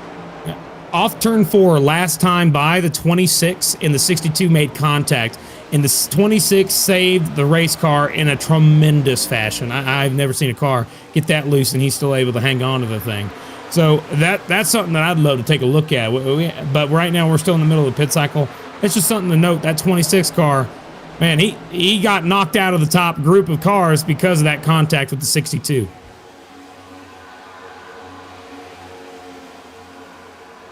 There it is. Pits. He's in. Pit window's open for Heitman. So our wave of stops start on lap 85. That comes with about 35 to work within the stage, it looks like. So right about the middle of the stint length. Yep, that's exactly when the majority of folks are going to come down. 37 or so laps to go in the stage. And because they kind of had a lot of those under caution, even later is better. So this time by, no one in the front group is coming down pit lane quite yet. It does not look like anyone. I'm still looking for the first one to head down. 8E8 of Thomas Kulmacheski is going to be the one, as they're still battling for the lead with Delaney and Vroman. Delaney finding a different line. Look at this. Heitman trying to maintain the lead lap. He's going to go side by side with the race leaders.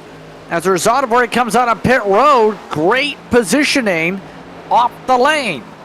Fall off almost 2 seconds. We'll see the 76 keep the lead lap with the pit stop. That's interesting.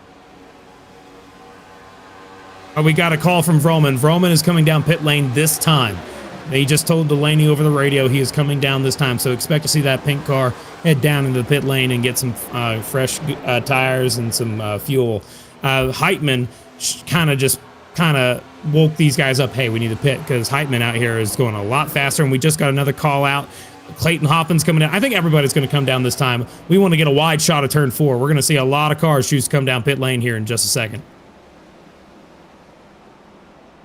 More pit calls. Ralph Hutchinson amongst those who just joined the chorus. Here we go.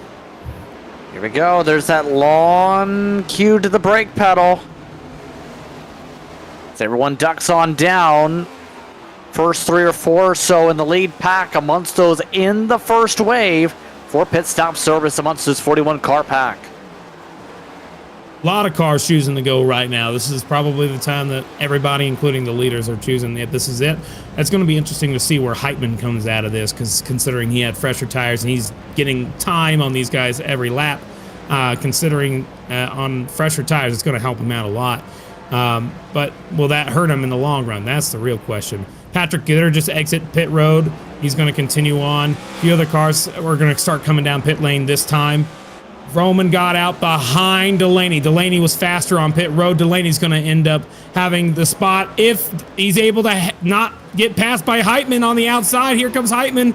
He's going to end up blowing on by. Heitman's going to be the leader when this all cycles through by a large margin.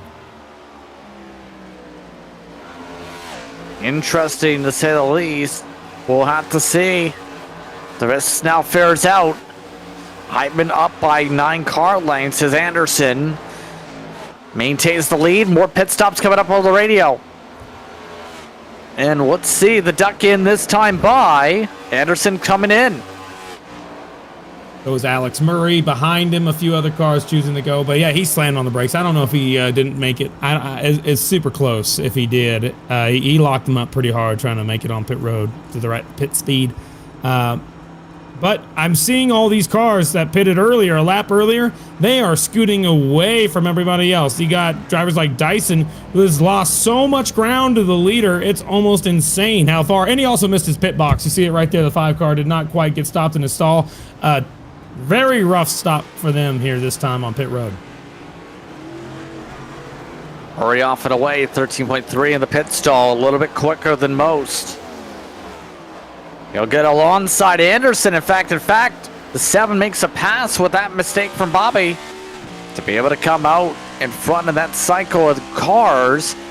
However, it's not going to be in front of the leaders right now. Those lead cars are going to be a decent amount up the road. How about at least 10 seconds? They're already exiting turn 4, and Delaney has caught to the back bumper of Heitman. Heitman has the lead currently. He will have the lead when everybody cycles through. We still have Steven Williams, Matt DiCiani, Chris Davis, Kyle Ammon, and Matt White still out there on old tires. However, everybody else, they have already pitted, and Heitman's going to have the lead right now, but Delaney is closing the gap. He's all over the rear bumper down the backstretch, and he's going to make a move here for, he didn't make a move. He decided to give the 76 a push instead of trying to make a pass on the 76 of Heitman. Kyle Ammon now is the leader. Up in front is the only person out 45 laps into the stint. He's got to lead by 22 seconds. Obviously not going to last, but one of the newer drivers in the series. Stretching this run as far as he can, hoping for a caution maybe. Still have more than 20 laps to work with in this one. Here's a look at the lead. Heitman and Delaney, their small little gaggle of cars, they've been able to pull away from everybody else. Now, that's why pitting early seems to be the right idea. We got Heitman. He came down a couple laps sooner than the rest of the leaders, and it has worked out for him. He is now going to be in a position way better off than what he was in before he came down pit lane. Remember, he wasn't even, I don't even think he was running top 5 whenever he came down pit road, but he came down, had a couple extra laps, fresher tires, and everybody else made up the time and took the lead away. And now Delaney is giving him shots down the back straightaway, helping him go through. But Kyle Ammon, you can see the difference. Look, he's running a full almost 2 seconds slower than our leaders right now, than the second and third place cars. As he comes down pit lane, it's the only choice he could really make right now. You have to come down and get some tires and gas. You absolutely have to. Kyle's going to come down. Heitman and Delaney will inherit the top 2 spots, as it looks like Vroman and Hoffman are also in a 2-car pack directly behind these two. And they have a larger gap back to another 2-car pack where you have Nolan Hodson and the 15 car of Robert Miller. I mean, so it's just 2-car tandems now. It reminds me a little bit older moniker of the 2010s, 2011 tandem draft, but there's necessarily just tandem drafting in the same little 2-car packs. Up front, top 2, and then the 3 and 4 is the same way, but the 12 and the 15, they're getting closer to each other every lap. Same thing with the rest of the other cars.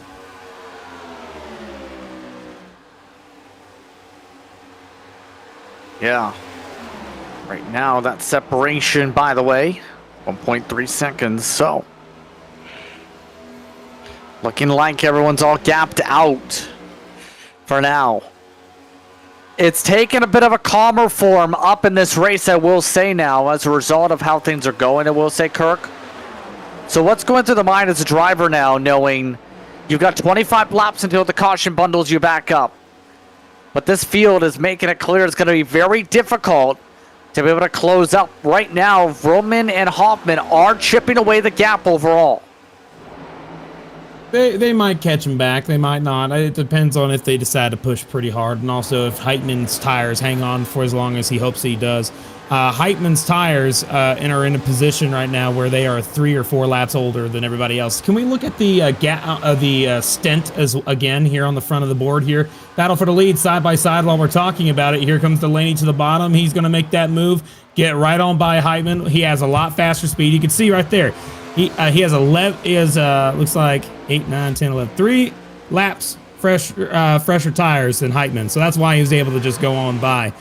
So that 76 is going to start dropping off, and because of that, he's actually going to be giving Vroman some draft, and it's going to help Vroman catch back up. And I think that at this point, you're going to see this 2-car pack turn into a 4-car pack really quickly, and maybe even more if that 76 is able to hold up these back 2 guys a little bit longer. Again, we are on lap 97. We're trying to get to lap 120. With that in mind, this is going to be a quick run to the end, about 22 laps before we get to the end of the stage when they cross the stripe. And so they just got to hang on to the car for another 20 plus laps, and they'll be able to, get some stage points again. And we'll see who's going to be able to make it there as Vroman gives a shot to the back bumper to the 76 and the 1.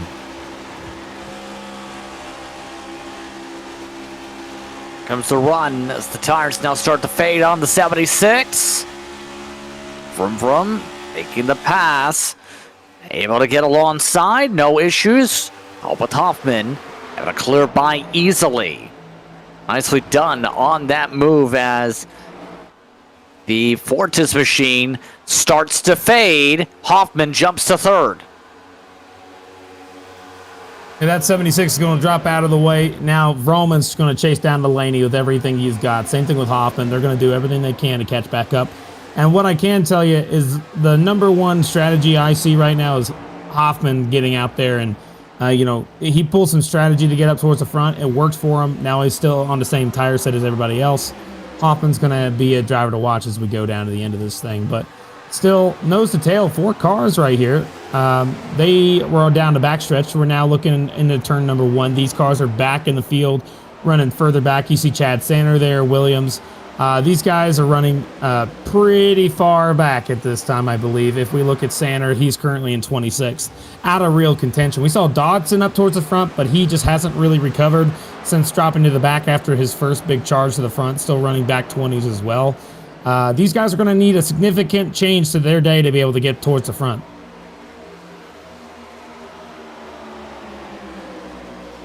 Yeah, they're going to need a lot of luck, I think, in the race just about here to have any sure shot later on. It's pretty clear that your top 4 have kind of almost set the standard for everybody else here today. Delaney, Vrollman, and Hoffman have been heads above everybody else, along with Robert Miller. You could throw in Derek Heitman, join that conversation here in the second stage lately to be able to see what happens there. So a lot of these teams, what can they do to be able to try and get the car back into the window to be able to compete with some of the others? Is there anything they can adjust for to find that extra speed here? Trying to think if there's anything else you can do. I mean, in these guys' position, there's really nothing you can do unless you undercut or you change pit strategy. Because once these cars get going, I mean, saving tire does help a little bit, but the moment you turn on the jets, it kind of negates your savings. So even though you see right here Robert Miller getting a shot here from the 12 car, Nolan Hodson, he's going to give him a shot down into turn number 1, giving them a push all the way down the front straightaway. I mean, I think that's beneficial. It's helping. So he's not necessarily causing any harm. He's just giving him a shot to try and speed both of them up, kind of tandem bump drafting down the straightaway. But in terms of their position, what can they do to improve? I mean, not much. They can just stay where they are, push the car, don't get loose, don't warm up the right rear tire too much, don't slide it too much, and just try to maintain where you are, because the odds of catching those leaders, they would have to make a pretty big mistake up front to be able to cause any issues there.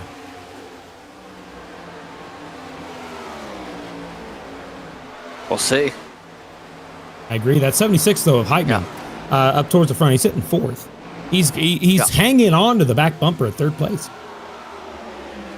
He's still there. The draft's helping. Small tire differential. I think they've equalized out just about by this point. It's just the first 15 laps really pay the price when you have that tire differential compared to some of those on the shorter run.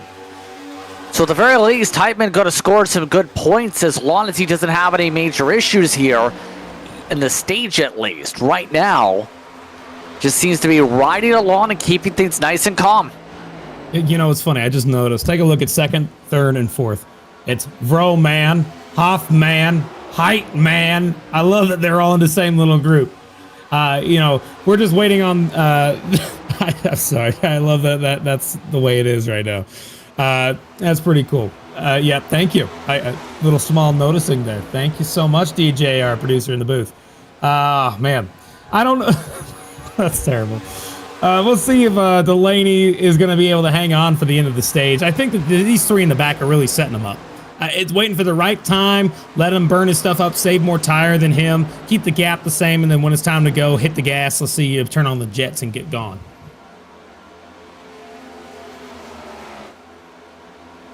By the way, some of the air battles. Hutchinson, inside, outside, Benefield. And the 83's blue is a lot more lighter than we've normally seen this season with the shininess here tonight. That car's been popping out. Oh, and that car's wiggling out. Big save by Benefield. Here comes the 62 of Pearson, who continues a great run. And that 83 just seems to be driving a very, very loose race car underneath him. You know, I mean, he knows his car's loose. He can make those adjustments whenever the stage caution comes out. Maybe he'll be able to tighten the thing up. But the battle for 3rd almost heated up there for a 2nd up front. But yeah, he's got a long way to go. We said it early in the race to watch him. I think he's going to be a guy to watch, Adam Benefield. But unfortunately, he just hasn't really cracked top 5 all night tonight. As that 76 is looking to try and get by the 92 of Clayton Hoffman. It's still closing up. Delaney's starting to check out a little bit on this long run. Last time by, he did lose some ground to these cars, but has been able to build 4/10 buffer. Hoffman trying different things right now to get cleaner to the nose. Does Hoffman try make a move? It looks like Vroman has said, make the move, make the pass, go right on ahead. Hoffman to second. Wow, I mean, he's deciding to let the 92 try and catch him back down. Maybe he thinks that saving some tire now would be a benefit over the long run, or maybe he thinks he doesn't have the speed for the 6 car. We'll have to, only time will tell, is the truth of the matter. So with these 4 cars have really scooted out. The only ones that are left out in the dust here, you got Miller, Hodson, and Long. These are the 3 cars behind this battle. They just seem to wish that they could join the party, but they're just too far back to even make a difference. And Delaney's having fun now. He's able to run down to the low lane, stop the draft from going to the front bumper of second place, which is actually in benefit to him. So the more he does that, I think it's going to actually help him, so that way the car in second has to go through the big pocket of air. Eventually, they're going to have to snake, which is what we saw a handful of weeks ago at the All-Star race with the Indy cars. They needed to snake the car down a straightaways to make sure the car behind it and catch the drafts. And that's what Delaney's doing, and he's doing it really well to the point where that gap is growing.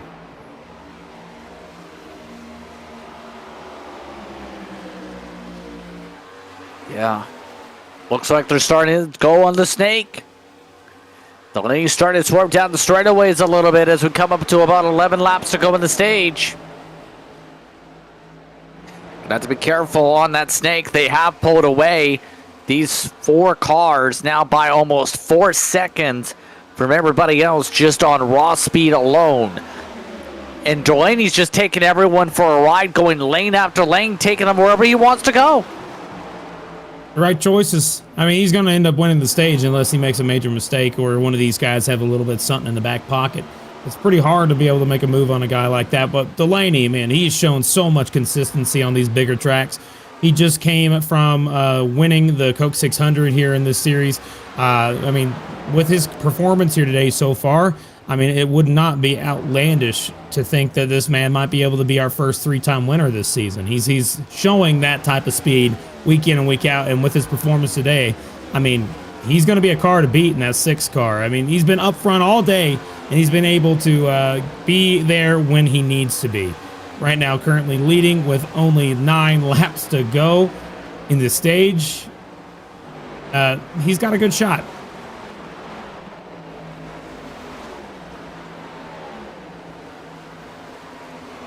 Yeah, still great opportunity.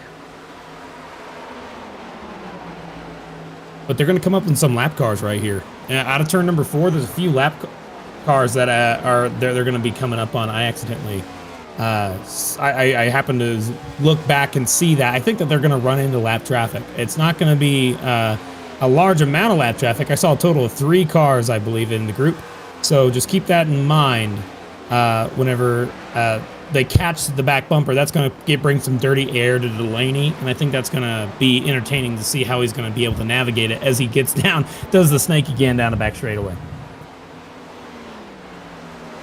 Some of the lap cars include Williams, Taylor, Kleinman, Kyle Mon, also the next in the range to be lapped by the race leaders here. That gap is now being chipped away little bit by bit on Delaney. It's now down to about 3/10 at the end of the straightaways at least, so they are finding a way to take advantage little corner by little corner right now. So now they've reached the dirty air of the traffic. Delaney and Hoffman pushed up from it. Exactly. That's the point that was coming. They're catching up to the back bumper of Williams. Stephen Williams, who is currently, if we look at it, the last car on the lead lap, but he's going to end up being lapped just right here. We got the 6 car who just made a move on him to the inside. He got on by. Now the 92 is going to have to make a move low, and that's only going to help the 92 of Hoffman and Vroman. They're going to have to push each other to catch the back bumper of the 6, and Vroman has caught the back bumper to the point where they are going to do everything they can to catch that 6 car in time. On lap 114, the next lap car group that they got is Jedi Taylor and also Richard Kleinman. Both cars tailing into the lead lap right now. They don't want to be lapped, but it looks like that might be a real possibility as we're coming to the end of this thing. They're running approximately a full 3/10 slower. And with them only being ahead by just a few tenths, it's most certainly going to be before the stage is when they catch them. See them on your bottom of your screen here in a moment. If we take a look as they cross in front, we should be able to see them. Those two lappers are entering one now ahead of Delaney, but they're still within striking distance of before the stage ends.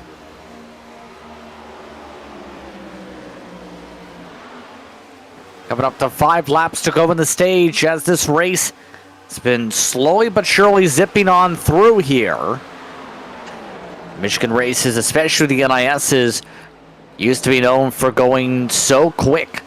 Around 45 minutes to an hour in some cases if they went green flag checkered. This one tonight so far, about an hour and a half of racing so far on the evening. So we've gone through from trying different lines here as they reach the traffic next layer. Oh my gosh, yeah, I gotta tell you, I gotta give some credit to Jedi Taylor. He is doing everything in his power to stay on the lead lap. He is drifting that car off turn 2. He was drifting, trying to hang on to the thing, but Delaney's going to the bottom this time, and the Jedi's in a wall off 4. Oh, no, you hate to see it. Jedi just couldn't hang on. He just got lapped just like that. And now we'll see Hoffman make a move to the bottom around Jedi. Oh, hold on. And drop on back. We have slow car. It's Williams. Let's take a look. What just happened? We're still on the lead lap, right? I think we're still in a green, so this did not bring out a caution. Oh, hang on to it. Don't hit nobody. Please tell me you didn't hit anybody. Down in the grass, down on the bottom of the racetrack. I think he got back going. I think he's going to be okay.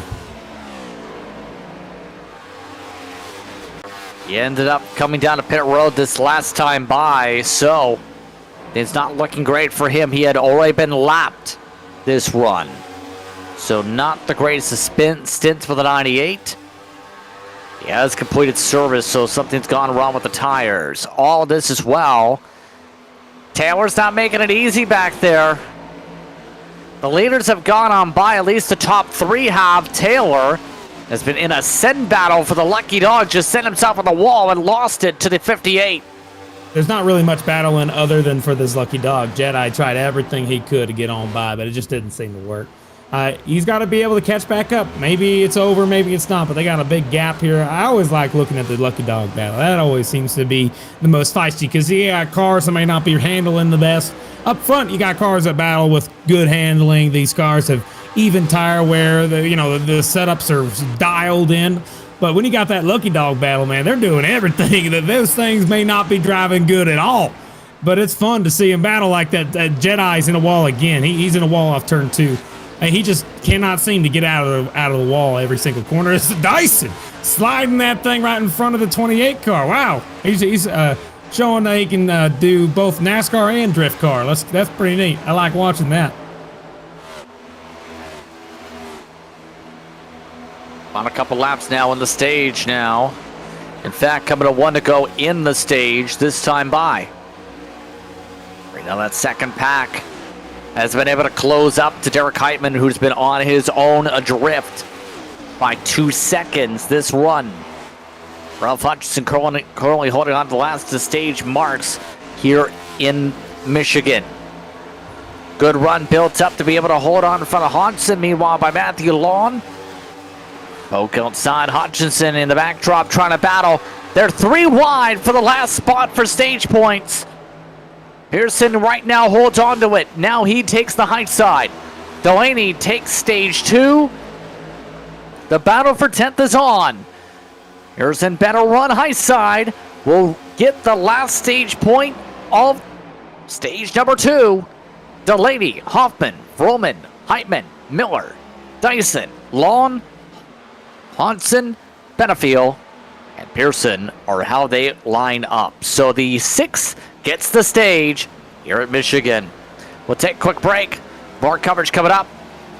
You're watching Maconi Entertainment for coverage of the FLCC.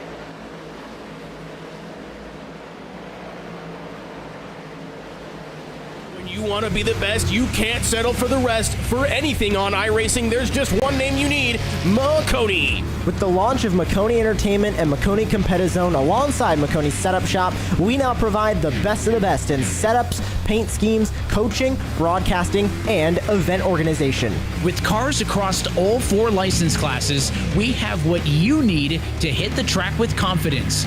Grab a subscription and save money while going fast at MaconiSetupShop.com/subscriptions. And remember, at Maconi Setup Shop, there are setups, but your victories.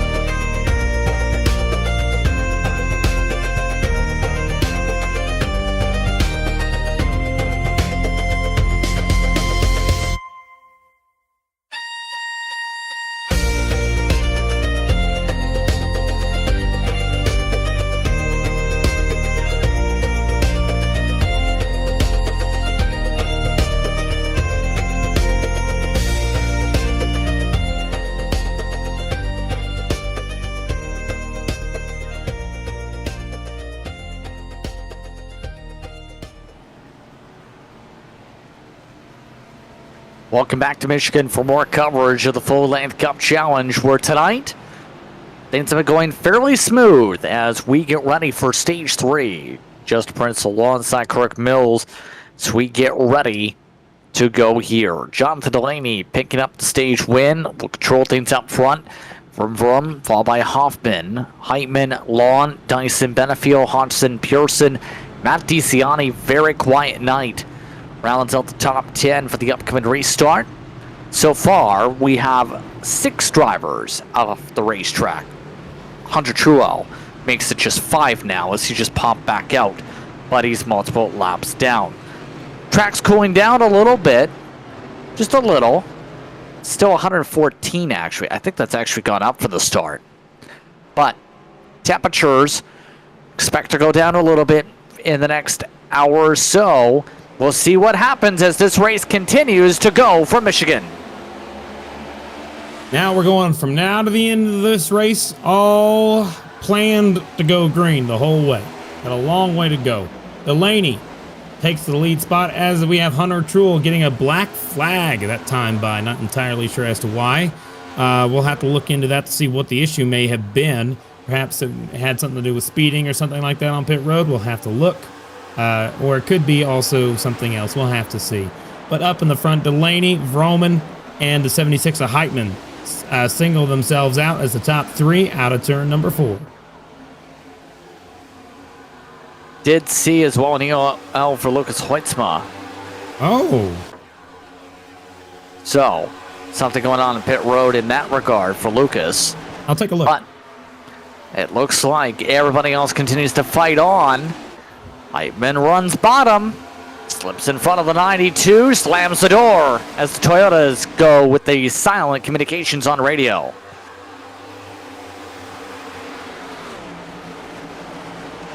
Still side by side, looking for the lead. That 95 is trying to make the bottom line work. I'm not sure if he's going to be able to do it or not. He's still trying his best to get on by, but that 76 of Heitman, now he's on the even tires. He's in a lot better spot than the rest of them, I believe. Oh, I figured out what it was. Lucas Hoitzma went through too many boxes on pit exit, thus bringing the reason for the EOL. He had too many boxes on exit.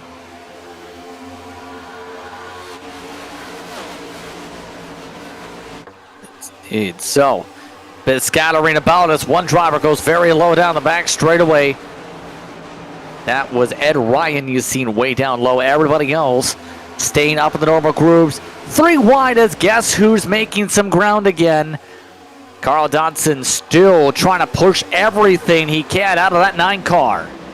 Yeah, he's side by side with Ralph Hutchinson right now on the outside. You can see those 2 red cars there. That's who we're looking at heading into turn number 1 and 2. Holy cow.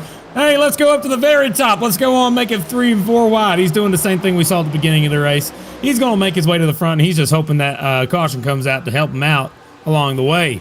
But he's decided riding in the back is not his favorite thing to do, and so he's deciding to try that top line. And we're going to have the same discussion about pit cycle again here in a minute. We got 73 laps to go, but remember, they can only make it about 45, 50 laps on a tank, so there will be one more stop left in this race, a matter of when. We got Carl Dodson, the people's champ, end quote. Thank you so much, CJ. That's what it looks like. He's charging to the front. It's the best feeling in the world. I know it. It's a lot of fun to do up until it's not. There's a point when it turns off, and you hate to see it, but black flag for Jedi Taylor. Not sure why there. He did come down pit road just now. Something going on with the 60 machine as here comes the Fortis car. Yet again, Nicholas Vroman taking entertainment on the radio of this. Carl just does not like capping tires, does he? Well, no, he doesn't. It's not that he doesn't like. He just doesn't like running in the back. And when he wants to have a car that's perfect, has all the grip in the world, gets you to the front just like this. He's going to make a move to the outside of the leaders, and it gets him. We're talking about him. That's what it is, I think. Take a look at his sponsor right here. He's trying to get some showtime for Emerald Coast Coins. Look at that. Emerald Coast Coins Chevrolet right there. He's doing what he can, and it worked out. He took the lead, made the second place battle for position a little more antsy. But Delaney's letting this happen. There's a certain point when you let the guys that have the tire pushing the tires, you just let them go, and you'll gain them back in like a lap or 2. That's when you'll be able to do it. You don't necessarily want to race them. Even though you've been leading all day, I think Delaney knows that he's just going to let Dodson lead for a while until his speed evens out with everybody else. He's even doing the snake. That's pretty good. Yeah, I think he's just having fun. It's going to last only for a couple laps, but some of the others continue to battle out. See that Pearson up the middle. As White nearly swerve into the Victory 1 machine, near contact as the 62 slips into line and makes himself single filed for now. As also up there for the first time in a while, Patrick Gitter, after all that nose damage earlier.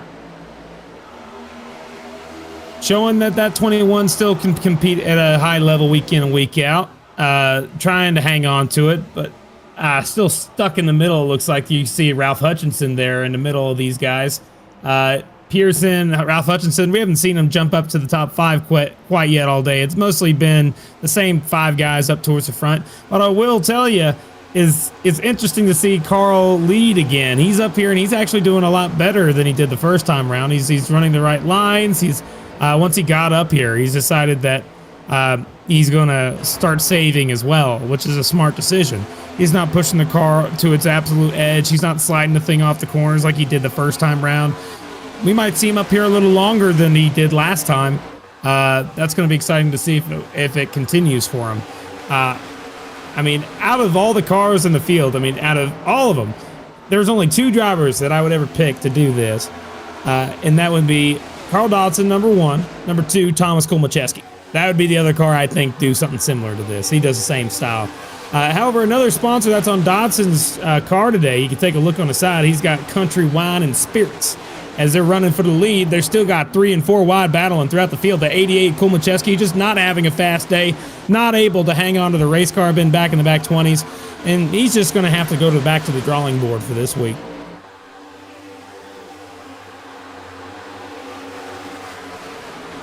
Yeah, right now everyone trying to figure out a way on through all this traffic jamming before things start to really separate out in the pack. Hearing some checkups happening across the pack right now, starting to spark things up a little bit. This 2x2. Everyone's starting to stack up behind the 9. Dodson's lead might not last much longer as we see 62 Pearson amongst those talking to the radio about the checkups. Robert Miller amongst those on the bottom trying to make things work as the Fortress cars lead the group. I'm not sure exactly how much longer the fun will last, but it seems like those checkups are there for a reason. He just shoved the 2 car of Pearson up, and we have a caution out on the racetrack. That will do. That will be the best thing Dodson's ever seen right there. Dodson is going to be a happy camper, but let's take a look and see what happens. I think it had something to do with Ben Tracy. Might have been something to do with him. We'll have to take a look and see what may have happened. I don't think it was Ben Tracy anymore. No, he's got damage from before.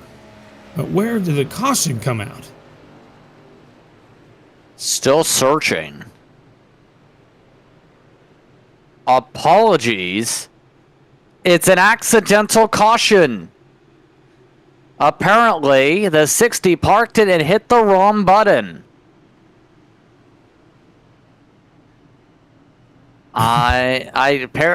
So yeah, no cars were around. Yeah. I don't know, man. Pits are closed. They are not going to keep it. They're going to throw the green again as is and do not throw. They're not going to open up pit road this time. Yeah, this is a confusing one. As it looks like they have confirmed they are going to shorten this caution as quick as they can here. It's 1 to green.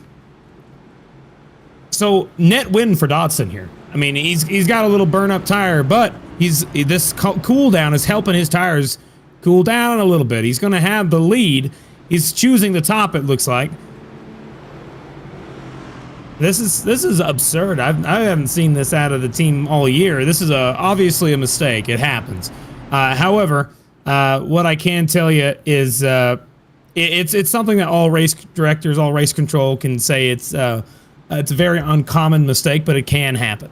So obviously it was a mistake done by a driver who's actually in the race, not by our actual race control tonight, Bryson Hicksonball. He did a great job. He's doing a great job, but a mistake in from the pits brings out this little, what would you call this? Lap break, cool down, or restart? I don't know how else we'll put it. Well, this will regroup everybody. It's a refresh, so to speak, I guess you can say. It's still a while till the strategy plays out here. Field still sorting itself out a little bit as you see the back half, front of the field ready to go. I think Dodson Might be in the wrong gear here in the revs. Still hits the gas. Inside line doesn't go after Dodson chooses the outside to work with his teammate. Does a great job. Look at that. Dodson, Heitman, and DeCiani are all going to benefit from that caution. They just got right on by the guy who was the fastest all day. DeCiani goes down the block, the 6 car. They're going to be 3 wide off turn number 2.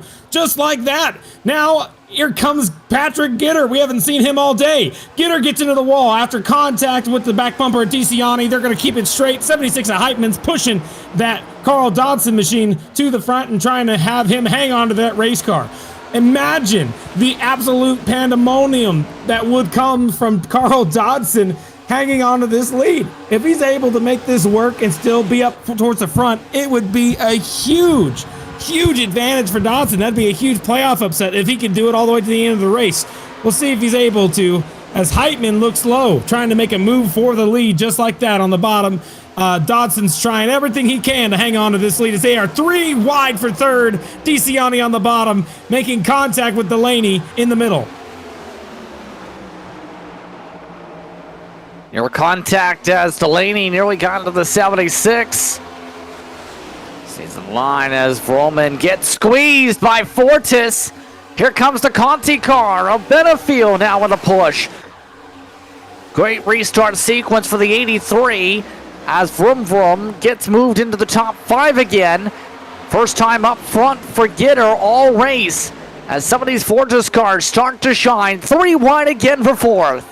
Delaney put on the dang Jets right now. He just made a move for the lead. He's on the bottom side by side with Dodson. Contact! Dodson side draft him. He almost turned him. He hangs onto the race car. Dodson still hanging his left front quarter panel. Hanging his left front on the quarter panel of the 6 car. Not letting him be clear. And he does slide in front of the leader.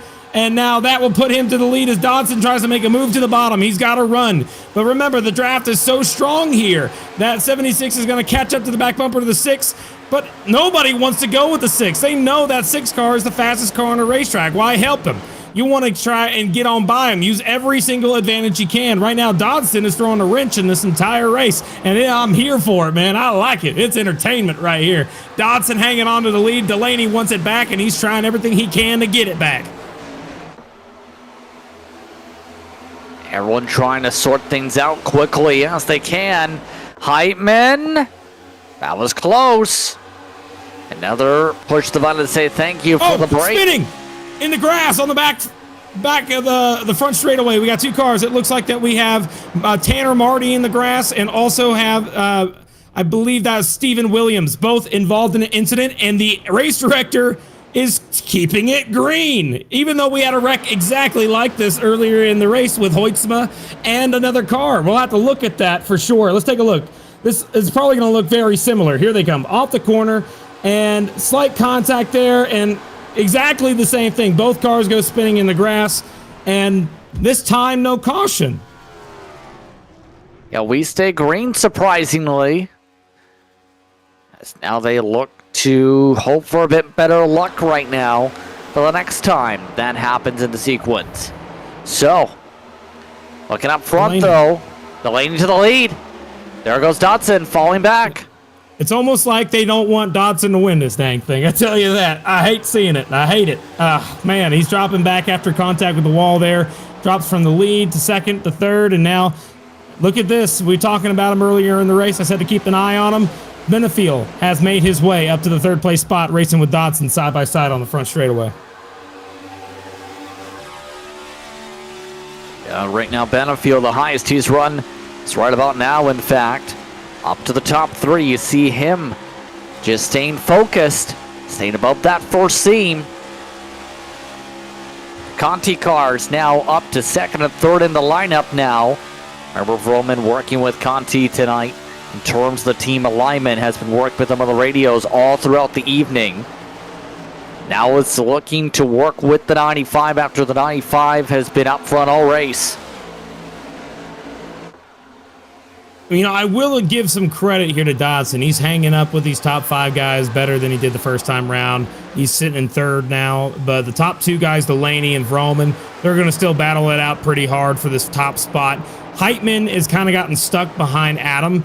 And with that 91 jumping up to the very top right there, he's going to lose a lot of ground. I mean, right now the bottom's the preferred lane. It's going to be faster for him. So Vroman and Delaney have decided to scoot away because of that battle that was going on in the 3rd and 4th place spots. But now these two up front are going to be the ones to battle for the win. I think it's going to be Delaney, and I think it's going to be Vroman are the two cars that would be the ones to keep an eye on in terms of going for the win. But Adam Benefield, remember, he's still there. If he has long run speed figured out and his car doesn't jump loose like we've seen earlier in the runs, he might have a chance to win as well. So much to be able to have a thought process and planning right now amongst these drivers.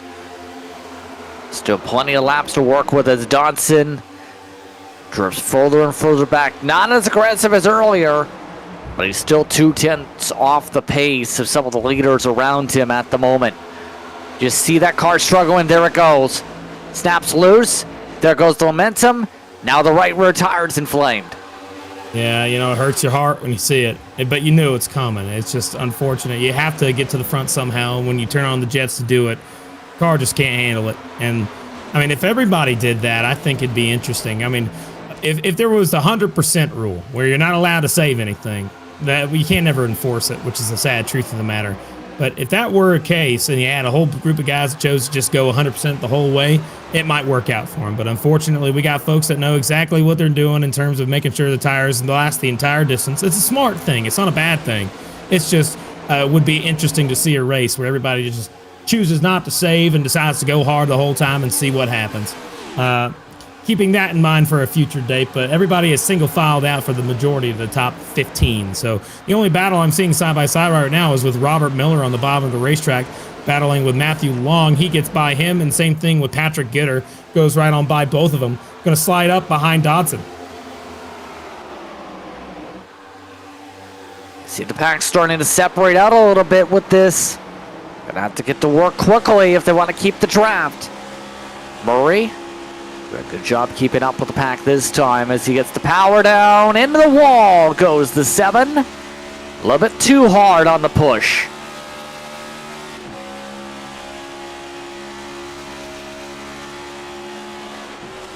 You're absolutely right. With this single file line the way it is, there's not much you can do other than just saving right now, though. Look at that. The 7 car of Alex Murray. He's been trying to get by that 2 car, seems like all night. They've been really stuck together.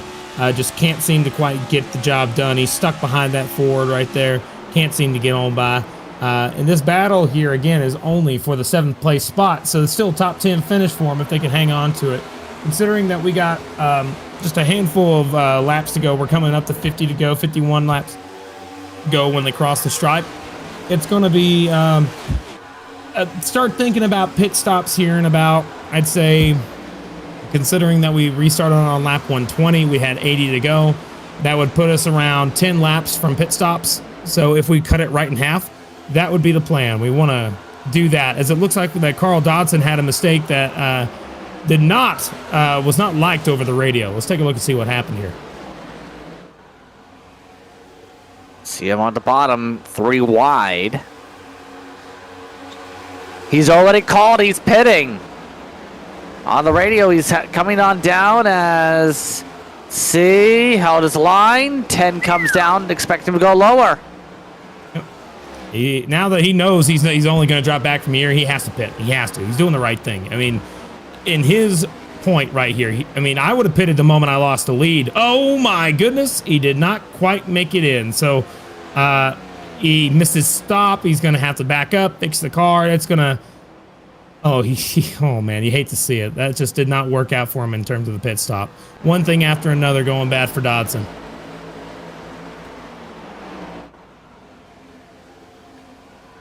Yeah, this is not working out whatsoever for the 9 machine. He has taken service 28 laps into the run. We're almost inside the fuel window from here on out. Driver's going to be starting to think about pitting and taking fuel. And this pack can really splinter apart once again. It's single file up at the front of the field. Delaney is the one controlling things. Roman just cannot seem to close up enough to be able to get a launch to try and take away this lead from the 6.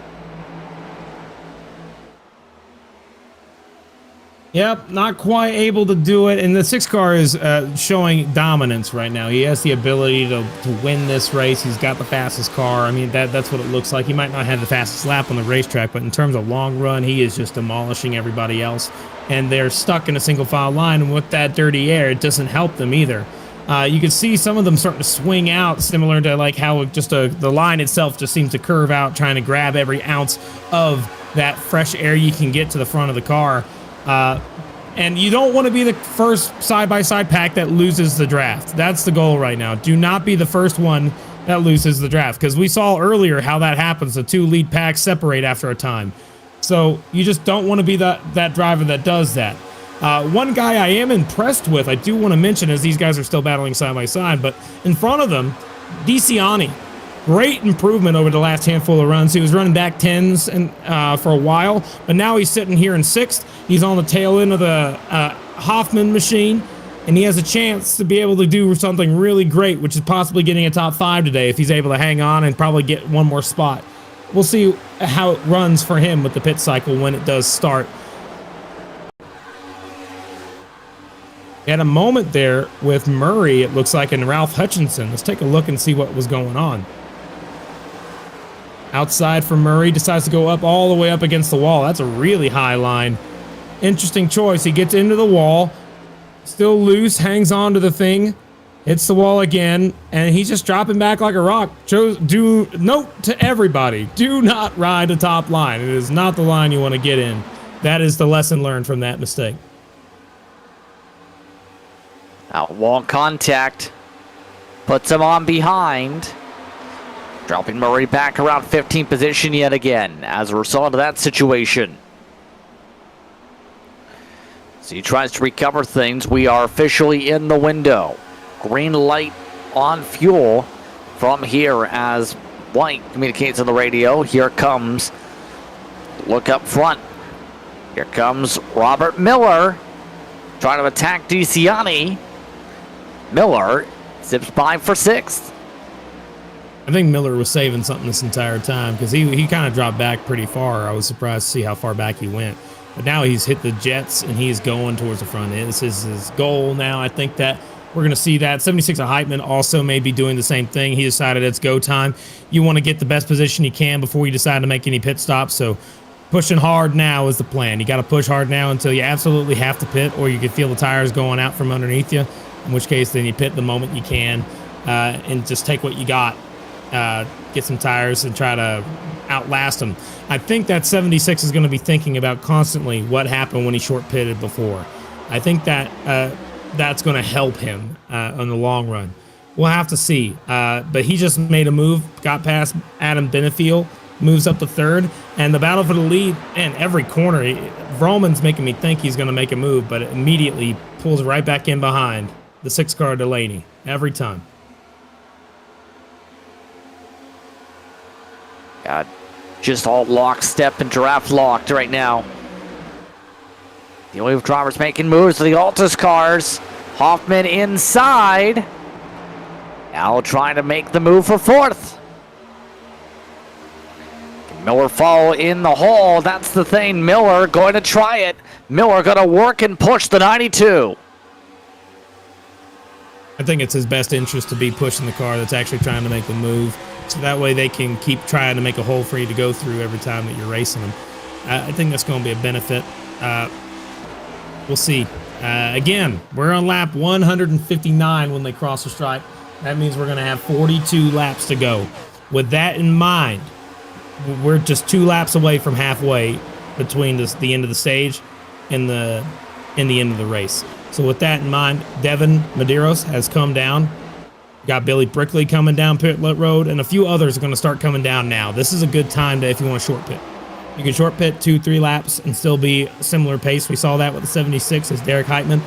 We know that that's possible. These guys pitting now are doing exactly the right thing. We'll see if more decide to come down this time. Here we go, off turn number 4. Delaney still hangs on to it, but the battle for 2nd is probably going to be heating up before we see any more. They stay out on the racetrack, and now that means 41 laps to go. 1 lap away from halfway. Just about through this stage, or the first half of it, should say. So Hoffman able to finally clear on by with the help of Miller. Miller now going to have to get some help from Hoffman down the straightaways. Wants a chance to clear the 83. Trying to side draft. Take some air off the spoiler. Still gets the poke on down as Miller slips his way ahead of the 83. 40 to go. Now at the stripe. Pack has now officially splintered. 14th on Ford is the main group. Neil Pearson has lost touch with the lead pack. That includes errors like Matt White, Bobby Anderson, Alex Murray, and Sean O'Brien back here, who all need a bit of luck to close up.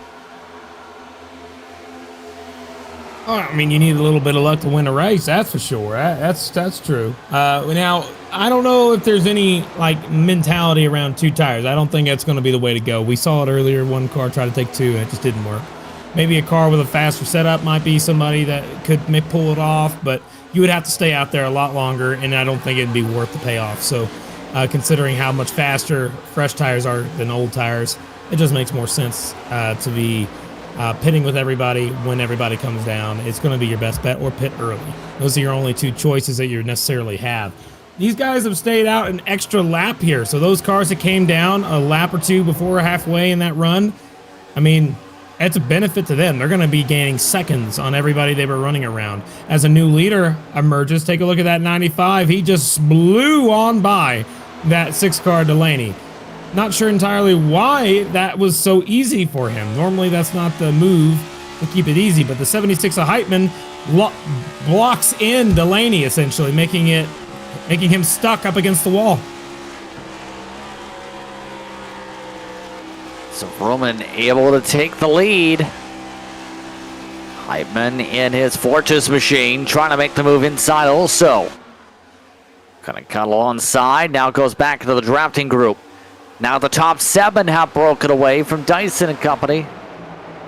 Hearing some pit stops calling on the radio. Pit stop party coming up in the second group. Pit waves are now underway. Dyson and Matthew Long both coming down to start things off for Dirty Self. Dyson, Matthew Long, Ralph Hutchinson, Patrick Gitter, and a few others are coming down as well. It looks like that it's also going to be Matt White, and of course we also have Alex Murray, or the group, those that were involved in that group are all down on pit road now. Coming to get 4 fresh good tires. You got then a tank of gas. You're going to get back out there on the racetrack and now run like the wind, Bullseye.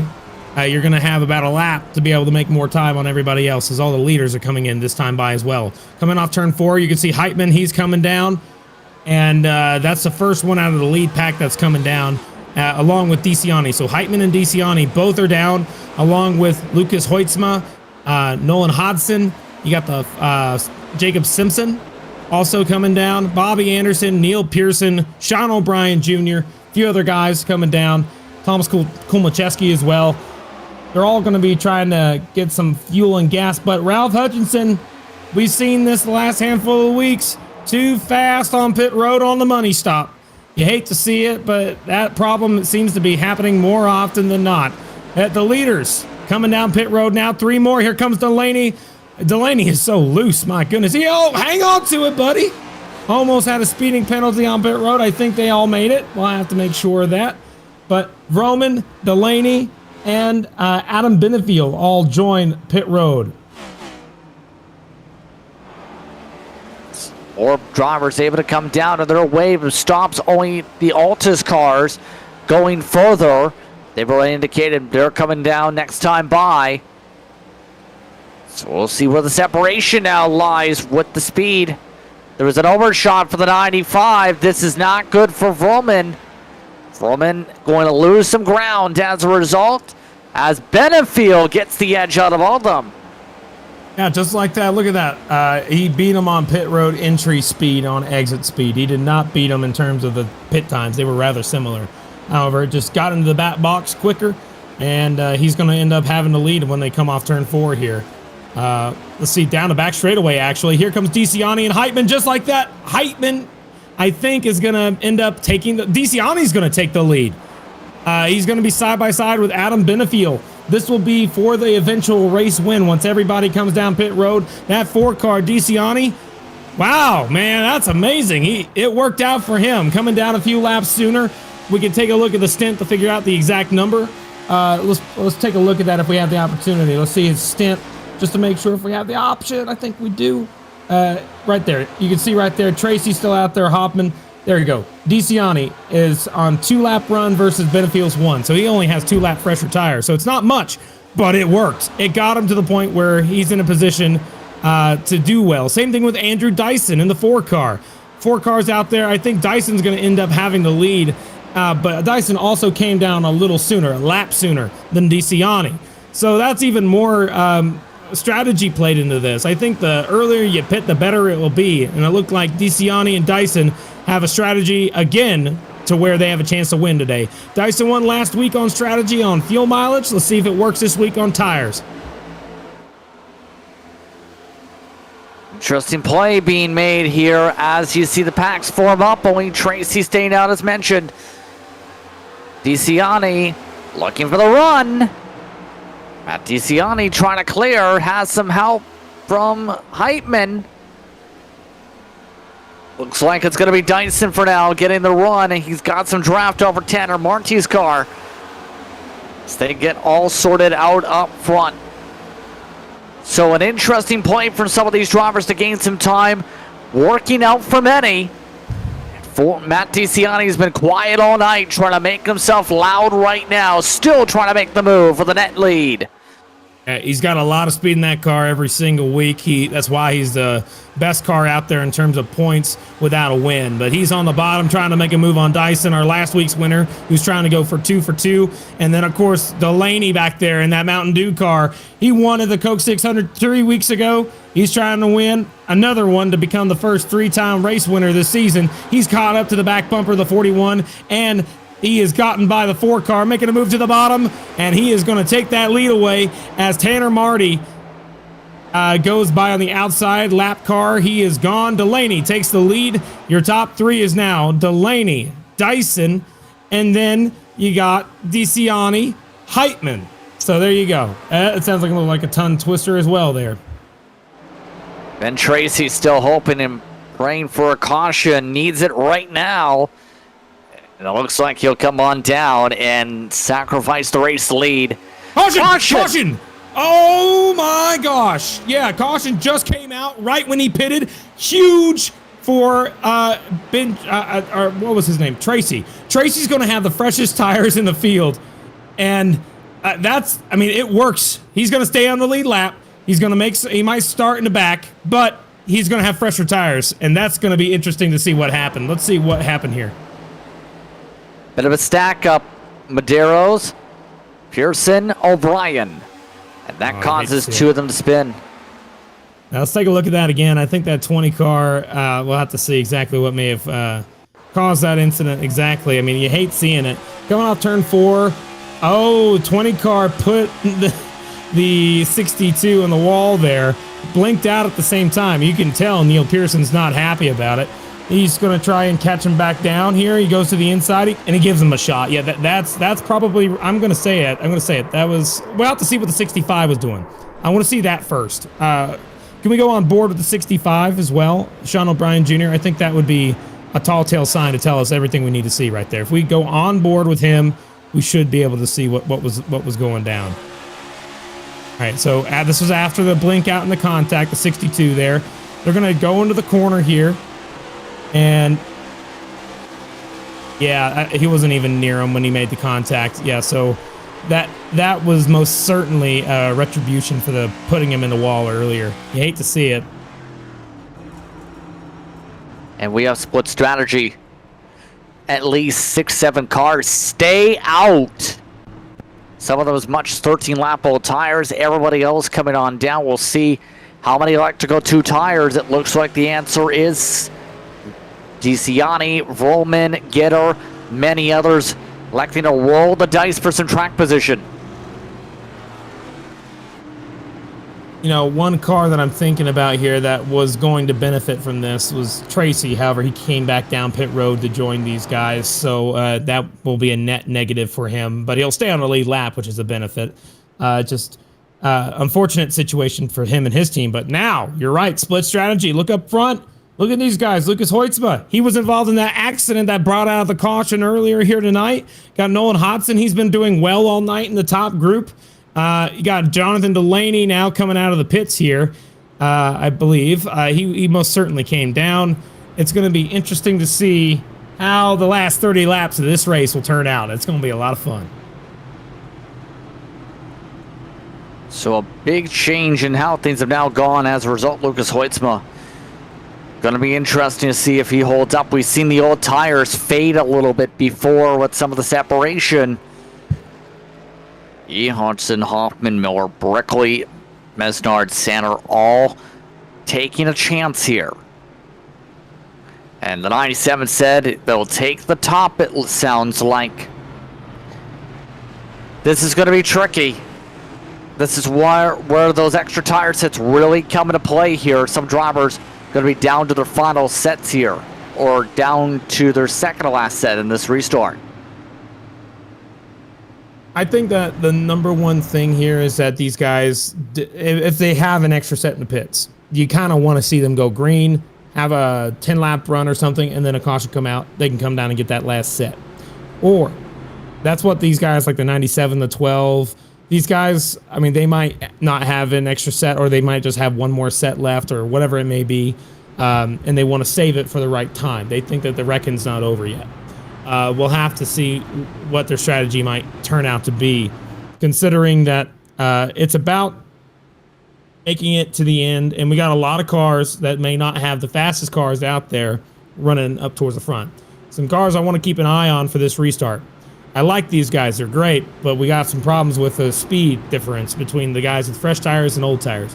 Billy Brickley's going to keep an eye on. I like him a lot, but he's going to be restarting the third car on the inside line, and the third car on the outside line is going to be that 73 of Evan Mesnard. These two, I want to see how well they are. That's the start of the buffer between tires and no tires, so we'll see how it works out for them.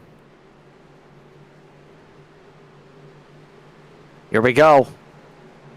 Hoytsma, Hodgson, front row on old tires. First on fresh tires.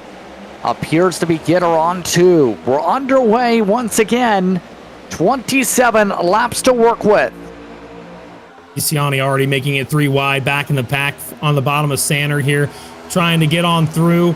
And remember, they're just it's who can get through traffic the fastest. You got Billy Brickley in the middle of the racetrack. He's going to be a little slow. He's going to pull up to the top of the racetrack. He's going to cause contact. Around goes the 95. He's on the inside. Around goes Sander. More cars involved. Derek Heitman's around. Ralph Hutchinson's got some damage. A few more cars spin through the infield. Alex Princeton in the 19. A few other cars involved, and that was destined to happen from the start. Puts us under caution once again, and a lot of the big names involved. As mentioned, Vroman Munsto's taking a huge slide to the inside. So a lot of contenders taking some rides. That's what happens when you mix some of the strategies up like that in the heart of the field, an absolute blender. Yep, DeCiani ended up getting the worst end of the stick, I think. He came out of that in the last group there, the 4 car. But let's take a look right here. You see Chad Sander, he's in the middle of that pack. He's centered 3 wide. He doesn't know how much room he actually has. And these cars just go sliding everywhere, trying to avoid the incident. Some get through, some get contact, like Ralph Hutchinson there, left front contact, damage. 76 of Heitman, he's probably going to need some damage repair. This is exactly what we want to avoid, but we knew it was going to happen. I mean, it's the end of this race, and they're going for everything they got, trying to get every position they can. It's a run to get through the lap trap, the cars on older tires, and unfortunately, it leads to a mistake. If we ride on board Chad Sander, I think that will show us exactly what happened there. From this view on Chad's car, it should show us something that we should be seeing right here. The 94, if we can get back on Chad there. Is on board before the wreck happens. That you'll see everything you need to see from there. Let's see if we can grab that Simpson there in the 2. There we go. We got the 94. Here he goes. We're on board with him off of turn number 2. This is where the contact happens. He's got a car to his outside. Oh, wait, hold on. It might not have been. Is this Chad? It doesn't look like. Is this Chad's car? No, it's not. This is Simpson again. There's Chad. All right, let's try that again. Here we go. That's Simpson again. Here we go, chat. All right, this will show us everything we need to see. Into the corner. Got DeCiani there on the bottom. Got Gitter up top, and you also got Delaney up there on top behind the 21. Contact's made with the 6, then comes down into the 4, and it's just squeezing, and he's just stuck in the middle. You hate to see it, but that's what ended up causing the accident. Absolute calamity. Heitman, DeCiani, center, Tracy, Mon Hutchinson amongst those in pit lane with significant damage repairs here. An arrow look once again. Offset 4 wide for a split moment. They, in fact, just about were. Yeah, the center just drifts up. And then chaos reigns around the pack. And so, puts us under caution, 24 laps to go, and still plenty of damage repair for them to work on. The old tires stay on the cars and stay up front, though. So we'll try this again. Yep, you know, with this in mind, let's take a look and see who we got. Can we pull up our leaderboard real quick and take a look at the stints again? I hate to keep asking, but in this instance, I think it's going to show us exactly who we want to watch in terms of those that are going to come through this field on fresher tires. The ones that have been down pit lane, let's take a look right here. The front 5 are all on older tires, about 5 or 6 or 7 laps older tires than the rest of the field. Bobby Anderson is the one that's came down the pits most recently. He may have taken 2, same thing with Patrick Gitter, but these 2 guys are going to be the ones to watch. You got Delaney and Long. These guys most certainly probably took 4. And the drivers that have been taken out due to this wreck, Vroman. Vroman is a guy we expect to see up towards the front. We'll see if he's able to somehow get through this entire field in 24 laps to be competitive again. But this essentially means that Delaney has to get through 7 cars to get to the front. He's the fastest car all day. But that 5 car, Bobby Anderson, he's sitting in a good spot, currently with the best tires out of anybody around him. And it's going to be exciting to see if he's able to make the job done. He's just got to find a hole, get through it, and get up to the front in 24 laps or less. So let's find out how this goes yet again. Or restart, this time 23 laps to go. Weitzman, Miller, Hoffman, Hudson on the front row for the restart zone. All set to fire off here once again from Michigan. Green flag is out. Weitzman's off and away. And now gets himself clear. How will the pack fare this time? That is the first time I've seen a car restart here on the bottom. That was unique, I think. Robert Miller in the 15, he's looking a lane lower than Hoytsma as they go through the corner here. I mean, Robert Miller has been wanting that first win ever since the beginning of the season. He just has not, he's been in position to win races. It's just had bad circumstances take him out each time. Internet connection, he almost won at Bristol. He had a lot of things going for him, but now he's sitting P2. He has a chance to do this, but take a look at the 5 car, making it 3 wide for the 3rd place spot. He's getting a shove from Delaney. Just like that, Bobby Anderson and Delaney both clear those 2 cars on the bottom. They're door banging back there in the back of the field, but Bobby Anderson now trying to catch the back bumper of Robert Miller. I think he's going to have a shot to do it. He's just got to be able to hang on to the race car and wait for these tires to warm up, and they might have the advantage. Hoytsma still scoots out to a lead over our 2nd place driver, Miller, down the back straightaway. Still, he's making a different line choice than the leader. You want to make sure you do that. If you fall in and right in these tire tracks, your car's going to push tight, and you're going to burn up the right front too quick. So, I mean, Miller's doing what he can to try and keep his car ready for the long run, but they are still in the wall, bouncing off the wall back there at Kulmacheski. They hang on to the race car, it looks like. Bobby Anderson still getting a shove from Delaney, and maybe Bobby Anderson might get his first win of the season. He has a shot for it right here, right now. He's in the best position out of anybody in the area, and he's just got to hope it stays green all the way through. Just hoping for some luck right now. Anderson to the outside, looking for 2nd. Had to check up with a higher groove. Delaney now tries to regroup. Look who's pushing. Murray, who's been running around 15th much of the day today. He's now gotten the move on with the track position. What a run for the 7. Here comes the move. Delaney looking for second with the lunge. He dove it in deep, that's for absolute sure. But now, I mean, you know who loves this right now? It's Hoytsma. He's scooting out to an even bigger lead as they're side by side behind him. This is exactly what Hoytsma wants to see. He wants them to stay side by side. Do not get single file up in the front. We don't want that, Hoytsma says. All right, they're still staying side by side, and Miller's holding them tight, which is good. It's keeping that 6 car loose. He seems to be really loose on the bottom of that racetrack. You don't want to give him the spot down on the bottom, I think. If he's on the bottom, you'll want to squeeze him as much as you can. That's the best move. Delaney gives Miller a shot all the way to the back bumper of Hoytsma, eliminating that lead. It's almost like Delaney is controlling the distance from second to first, and he's doing it on his own. Using another car, contact the 7 of Alex Murray, and already packed into the inside wall. That right there. Look out, look out, look out. Oh, man. Oh, that's Adam Benefield's day is done. That is the hardest crash I've seen it with a car not flip in a while. Holy cow. We might need to put up some birds or something, because my goodness, he is most certainly not okay after that one. That was sketchy. Look at this. Never seen a launch. That was a launch and a half for the 83. He got so lucky he didn't flip, but I mean, his day's done. There's nothing you could do. I think he accepted his fate too, because once he got that contact, I mean, it's that part of the wall, and I hate this at all the tracks that have it. It's that part of the backstretch wall that leaves a gap open for the safety trucks and then to come back out onto the racetrack. This contact happened right at the worst angle where it looks almost head on. Oh gosh, you hate to see it. And there's no way he could finish the race now. I mean, this car is legitimately totaled. I know these cars are tanks, but they can most certainly not survive a hit like that. Yeah, right there, spooked up, then a little bit of error between him and the 28. And Benefield's the innocent bystander and all of that. Very lucky Komacheski didn't clip him as well to add insult to injury, but Pit we stops. stack up again. Yeah.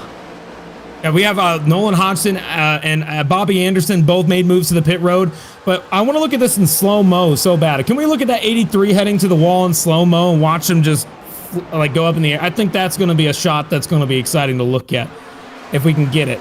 If we can do a slow-mo once he starts getting sideways. We'll have to see. Coming off turn 4, right? At 28, he gets contact there, and we need a better angle here, I think. Let's see if we can grab one. There we go. This is what I want right here. This is the thing. It reminds me a little bit of Kyle Larson's accident here a few years back.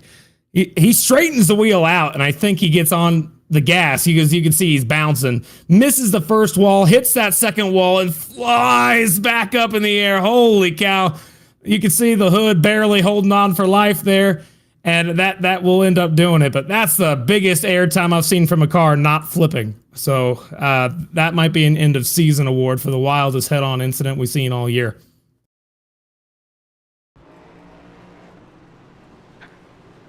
So another caution period in the field. Sees a lot of people coming on down for some service. That includes some of those on the older tires. That includes drivers like Anderson, Hodgson, and many others electing to come down for service there. So we'll try this again. Lucas Hoytsma still in the lead. Now we have 3 different sets of tires basically in terms of stints built up on this racetrack. It's going to be really interesting. Yeah, what I'd like to look at again is, I'm going to keep asking for this, if we can see the stint so we know how far. Yep, yeah, he already knew what I was going to ask before I asked it. That's it. So you can see right here, Anderson's sitting 17th with no laps on his tires. So it looks like 17th is where we're going to be looking for folks to be jumping to the front. Other than that, you have Nick Vroman. Look at that. Vroman, he recovered from his wreck earlier. He's in the top 10, sitting in 9th with a lot fresher tires than our leader. A few laps fresher than those in front of him, and he has the freshest tires out of anybody in the top 15. New end-of-line penalty for Devin Medeiros, most certainly probably for going through too many pit boxes, something like that. That's typically the reason for that penalty. However, that's not going to affect our lead much here. Another driver to look, Alex Princeton. He's on the same strategy as Roman, and he's got the same amount of laps on his tires. So we're going to see if that strategy to come down this time is a benefit compared to what Roman did can't come down with 9 laps ago. So it's going to be exciting to see how this stacks up by the end. But Kolmacheski even, he's sitting in 8th. That's surprising as all can be. We haven't even seen him in the top 15 all night, and here he is sitting in the top 10.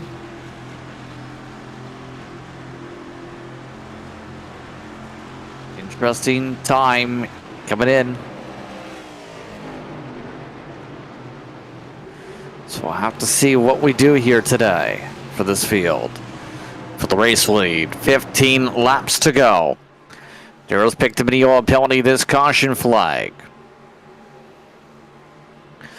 Slowing down, bundled up for the restart zone. Green flag's out, back on the way. Holtzman chose the outside this time, preferring to work with Gitter. Gitter gets the boost. Fresher tires, trying to work their way from 17th.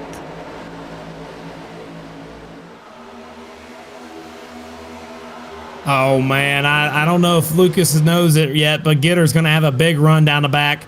They are still battling really hard in the back, door banging. I see Matthew Long just gave Delaney a side shot there. Man, they are all over the track. There's 4 cars up against the wall and trying to make the top, very top work. And, I mean, there's not much places you can go right now. They're wrecking on the front stretch. 1 car's in the grass. It's a red car, it looks like, and he's hanging on to the race car. It's Dodson. He keeps it straight. No caution. We stay green. And he said we were 3 on the radio. Not happy there. There's the 3 wide.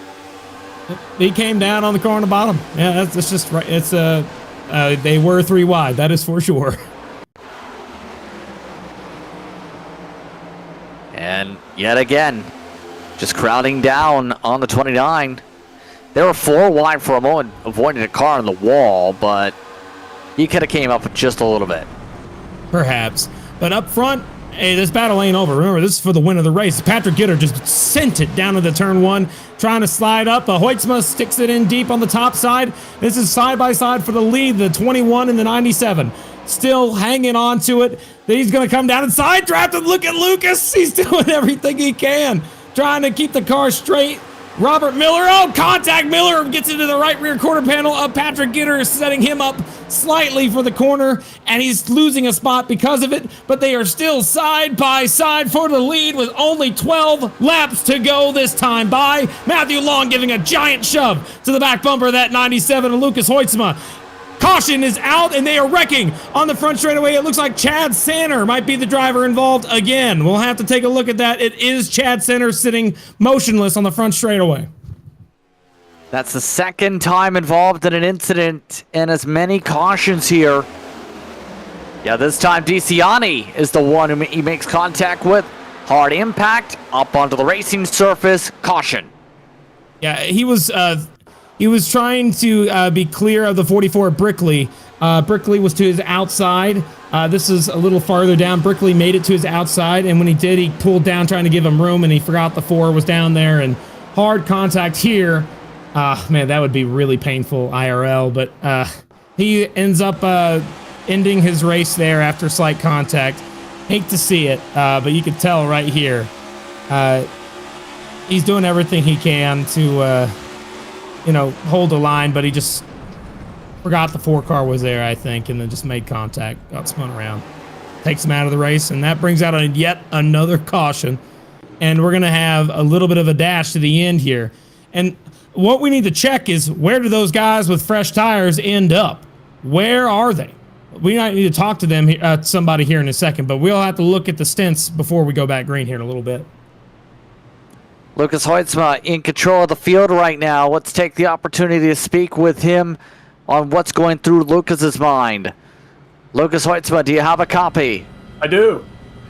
Lucas, you're up in front on all tires. What's going through your mind right now? 3 different strategies of tires in the field. Just keep these yellows coming. I need my tires to stay cold, and if we... I don't know, it's getting close now where there's not enough laps left for them to really fall off too much, so... I don't know, I'm feeling confident right now. Those guys are really fast on the newer tires, but as long as I hold them off, keep dumping the dirty air on them, we might have a shot here. How difficult do you think that will be, though? You still have a grand total of about 8 laps when we get back going. We still have an extra pace lap here. Yeah, it's definitely more laps than I think I'd like. You know, I'd like no laps left and take the checkered right here, but no, it's I'm hoping for at least one more yellow before the checkers. That would help me out a ton, but I know everybody behind me does not want that to happen. Once you get back to your team, thank you very much for your time, Lucas. Absolutely, thank you. Lucas Hoitzma currently working in the race lead. Yellow penalty to materials yet again, this time from InSim, but Matthew Lawn is currently holding on to second spot to his best race all year. It's riding on right behind him in the 28. Getter, as we're covering from damage repair, you have a lot of different storylines popping up here in the late stages as that driver suit is popping up. Oh yeah, sorry man, I hate to interrupt you. It's just, man, look at that fire suit. That's pretty dang cool looking. He got the perfect fade from blue to red on the visor. That's so cool. Now, before we continue on with this, there's something that we have to talk about, something that I think is going to be a benefit here.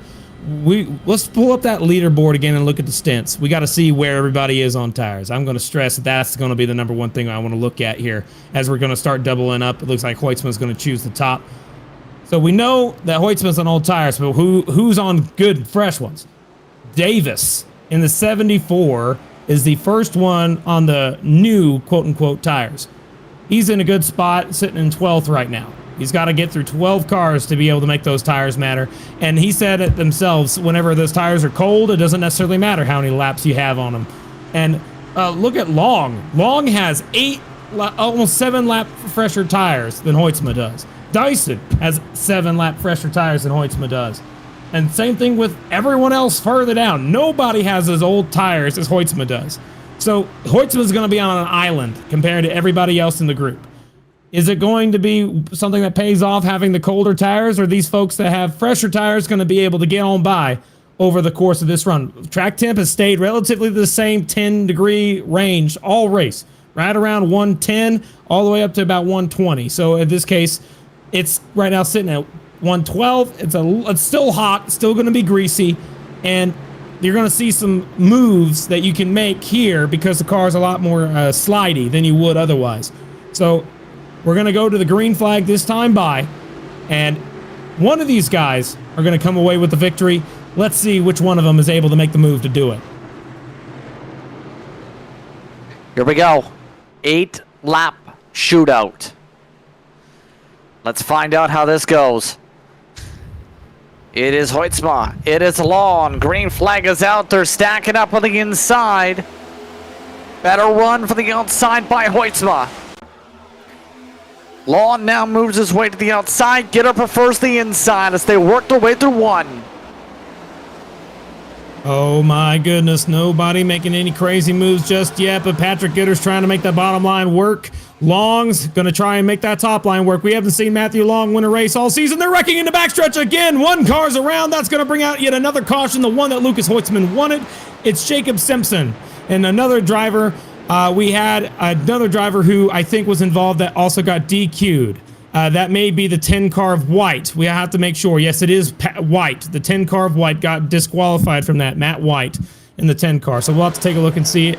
2 car, not much damage, but enough to where it's a bad situation here. So that was Marty getting tight, I think. What do you say, Justin? It almost looked like that. I'd like to see it again. Yeah. Interesting. Yeah, just an interesting angle because he's trying to go outside, Yeah, Marty got tight. Yep. Yeah, and he parked it. Yeah, so that's what happens. When you know you're going to hit the wall, you kind of lift, trying to make sure your car doesn't. And when that happened, Jacob Simpson was not expecting it, and he just hit him in the rear, and it shot him loose. to the inside and collected Matt White, who had nothing to do with that wreck. But unfortunately, that will give him the incident limit. Very small incident limit this race. Is right at 11, and that is what takes out that 10 car. He's the first one I've seen get eliminated from incident points.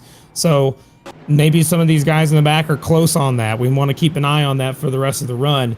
But now with that in mind, Rasha came out with 8 laps to go, and that didn't really help anyone that was on old tires, on the tire sets that they currently have. But who I think is really happy about this whole thing, Nicholas Vroman, sitting in 6th. He's in a good spot.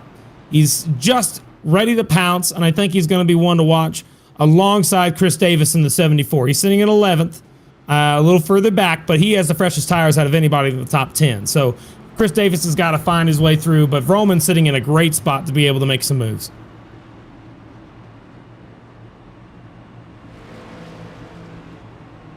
So, field resets yet again. This would come down to a less than 5-lap dash here. Why don't we take the opportunity to speak with our driver here? Matt Lawn is currently second best race of the season for the 28 machine. Matt, do you have a copy? I gotcha. So far, it's been an interesting one for you, but your best run this season, how are you feeling up in that car, having a chance for the win? Yeah, man, the car feels really good. Just got to get a good restart here and throw whatever I can at them. We really need a win. How are you going to get this done? What's the plan to attack the 97? Yeah, I got my teammate back here in 4th, Dyson. And if I can get him behind me, maybe can make a run at him. It's going to be tough to beat him on a restart. But I think maybe I'll get a run maybe down the back or out of 4 in the first lap there with Dyson behind me. We'll see. Anything you want to mention before we let you go back to your team? No. I got 8X, so let's hope I don't get in a wreck. We'll get DQ'd if we get an 11X. So, what are you willing to do to win this race, Matt? I'm gonna throw all I got at him, man. A win is everything. So, all right. Well, we're gonna watch you. All Best right, of luck, man. Put on a show for y'all. Matt Long currently in second. If you make contact, it's pretty clear on that point, Kirk. So we got to do it cleanly. Yeah, that's the saddest part, man. You get to the end of this race, you have a chance to win, and you don't have any incident points to be able to use up. You know, that's the hard thing to say. So now we know that 28's got to do it on raw pace, or it's donezo. He cannot make any contact, no 4X, nothing at all. If he gets a 2X, that might be fine. But the moment that third, he cannot go over 11. 11 kicks him out of the series. So he needs to stick on the racetrack, trying to make it through. And don't think he's the only one with 8. There might be more drivers in this pack with 8 incident points. Remember, Delaney was a guy to beat all race, but he's stuck back almost outside the top 10. He's sitting right now 4th car on the outside line. He's got to have to do something wild to get back into this. Same thing with Vroman. You see him, he's in shot now. At 95, he's going to be someone to take a look at as well. But we're going to get the green flag here in just a moment, and we're going to have 4 laps to go. Here we go. 4 laps to decide it. Will we stay green the whole way? Cautions are built up in the late stages. Tires spin up front. Hoytsma gets the edge. Lawn. He tries to find a way to keep himself to the inside. Hoytsma blocks him off.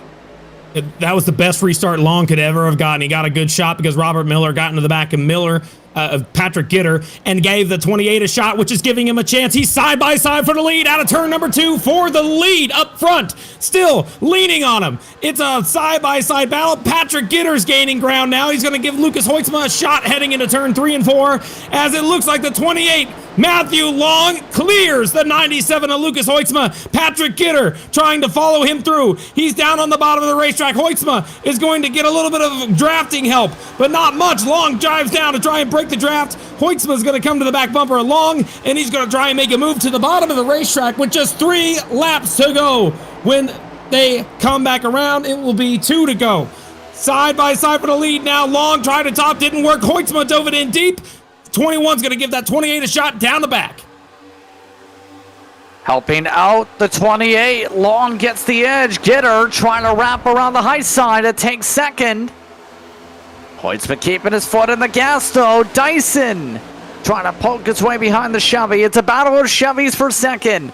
Here comes Froman into the conversation. 2 laps to go for Michigan.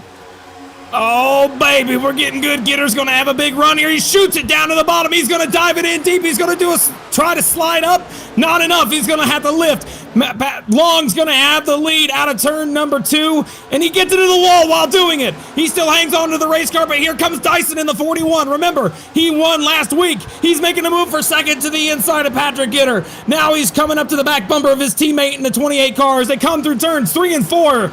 They are going to get the white flag this time. Dyson's looking low. He's got to run. He's got to pull down in front of Dyson. Dyson tries to go with them. Gitter, he pulls right back up, trying to block. 1 lap to go here from Michigan for the full-length Cup Challenge into 1. Who will get the edge? Gitter trying to set something up. Lawn's got the advantage. Froman getting his way through for third. Dyson trying to side trap. Gitter needs a big lunge if he wants a shot. He's trying. He's tried everything. Delaney's trying a big send. Froman gets a send. Wow! This is perfect for Lawn.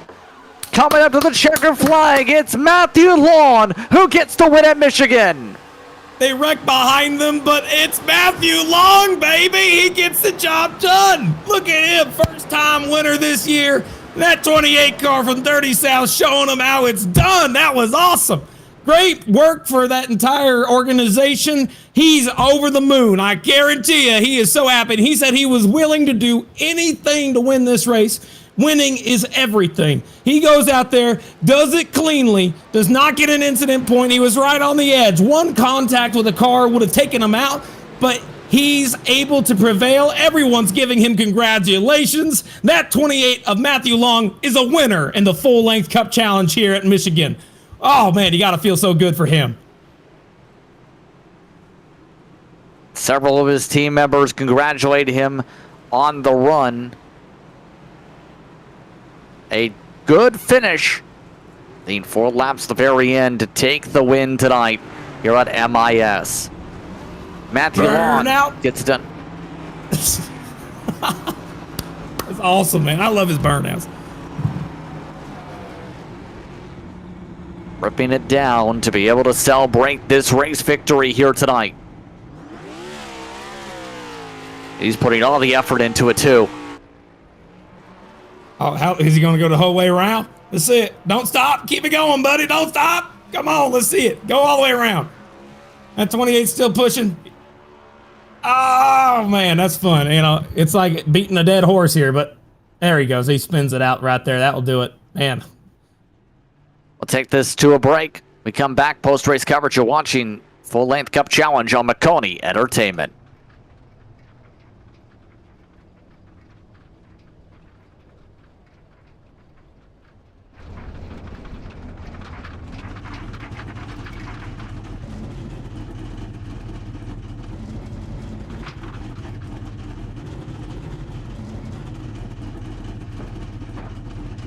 You want to be the best, you can't settle for the rest. For anything on iRacing, there's just one name you need, Maconi. With the launch of Maconi Entertainment and Maconi Competizone alongside Maconi Setup Shop, we now provide the best of the best in setups, paint schemes, coaching, broadcasting, and event organization. With cars across all 4 license classes, we have what you need to hit the track with confidence. Grab a subscription and save money while going fast at MaconiSetupShop.com/subscriptions. And remember, at Maconi Setup Shop, there are setups, but your victories.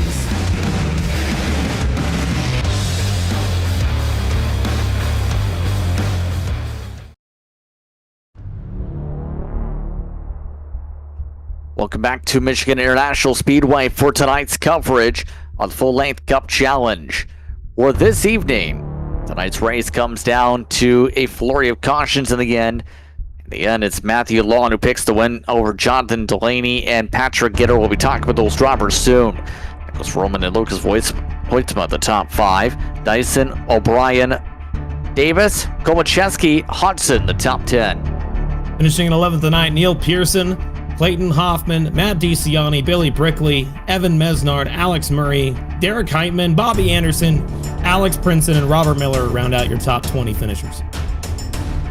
21st goes the way of William Owens, Ed Ryan. 22nd, Ben Tracy, Jacob Simpson. Then it's Kleinman, along with Williams, McDonald, Mon Medeiros, Carl Dotson rounds out the top 30. 31st, Tanner Marty. 32nd, Ralph Hutchinson, not the best of days there. Matt White, 33rd. Chad Sanner had a bunch of incidents there, 34th. Adam Benefiel, hard contact earlier in the run. Hunter Truel did not have a great start to this race whatsoever. Jason S. Taylor, Dave Hoytsma, Tyler Hunter, Paul Hill, all finishing more than 100 laps down, with Daniel Llewellyn rounding out the finishers of this race. So at the bottom of the running order here tonight, we're in the very end. It is Matt Lawn that's able to fend everything he got to the race win. Matt, how does it feel to get the win here tonight at Michigan? Baby, we needed that. That was awesome, man. Let me tell you, it's been a while since I've been in victory lane. I love this track. I've always ran good here. I've gotten a lot of wins here in big league races. Thank you. Hell of a car. I got to thank Ryko, man. The car was great. We made some good adjustments throughout the race and had it right at the end there. And man, that was awesome. That feels real good. Seemed like that type of race where it was tricky to be able to make some of the passes here. How was that progression from start to finish to be able to try and build up some momentum and try and get this track position that you eventually got for the end here? Yeah, it was just picking, trying to put yourself in the right place at the right time and really not giving up the top so you don't lose that draft down the straights. But yeah, man, we could throw some. I mean, you can pass though. You can throw some sliders into 3 and 4. Try to get to people's right rear into 1. But yeah, we got good. We were up front most of the race, and I definitely made it a point to keep that track position and just wanted to be up in the top. I just needed good points today, but yeah, found myself with decent tires and in a good spot at the end there, and was able to get that run on Lucas on the restart. I told you all I didn't think I could, but yeah, we got that run and was able to just fend him off at the end there.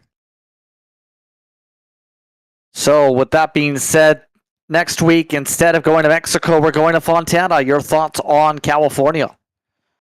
Earlier in the week, I was saying we need to replace a road course with a road course. I like the road courses, but I also like Auto Club, and after we ran, it's like Michigan, and after we ran good here, I'm looking forward to it, man. Another fun track. So, anyone who want to give a shout out here to tonight? Yeah, well, first of all, I want to say Alex, I think, was pissed at me. I think he thinks I got into him, and Adam. I'll have to go back and look at it. I definitely took it 3 wide up top, maybe with 30, 40 laps to go there, and felt like I was right up on the wall. So I'll look at it, but I hate it. I hate it for those guys, and I always try to race with respect in this league and keep things clean. I've been here for a while. But yeah, I got to thank my teammates, man. Dyson was right there behind me, hyping me up. Neil had a great recovery run. I think Bobby was throwing some strategy at him, and I don't know where he ended up, but I love racing with those guys. We work well together. I said it before, Ryko, hell of a car. Thanks to those guys, man, bringing great sets every week. And thanks to you guys for putting on an awesome broadcast, man. I go back. I don't get to watch all of them, but I go back and watch bits and pieces of them sometimes, and you guys do a great job. So. And lastly, I got to thank Bobby again for putting this league together, man. This is the best competition in iRacing, and it's so fun racing against these guys every week. Congratulations on the win here tonight, Matthew. All right, thanks, guys. Appreciate it. Matthew Lawn gets the win here this evening. Second spot goes the way of Jonathan Delaney. He is with Kirk. After showing of a lot of speed out of Jonathan Delaney, comes up just short, second place on that last little move, trying to get every spot you can get. Jonathan, was there anything you could have done differently to get up towards the front? I don't know. I mean, we were up front all night. Car was insanely fast. We had the fastest car in the field by far. It was good and clean air, good and dirty air. You could pass pretty good with it. Just got unlucky. Um, we didn't want the cautions to come out, but they came out. And it was unfortunate. We got kind of unlucky with some of the restarts, getting stuck on the bottom. And just never could really get back up to the front to the lead. But we worked our way through those last couple of restarts. We worked our way back up to the front and kind of sent it in there on the last lap in 3 and 4 and was able to get 2 positions. So was able to get second. Happy with it. I knew probably could have done one better and won the race, but nothing fails, and something always has to happen and mess up your race. So, but I'll take it. Good points tonight for us. We won stage 2 and P2, and all around good points tonight for all of RHM. So, yeah.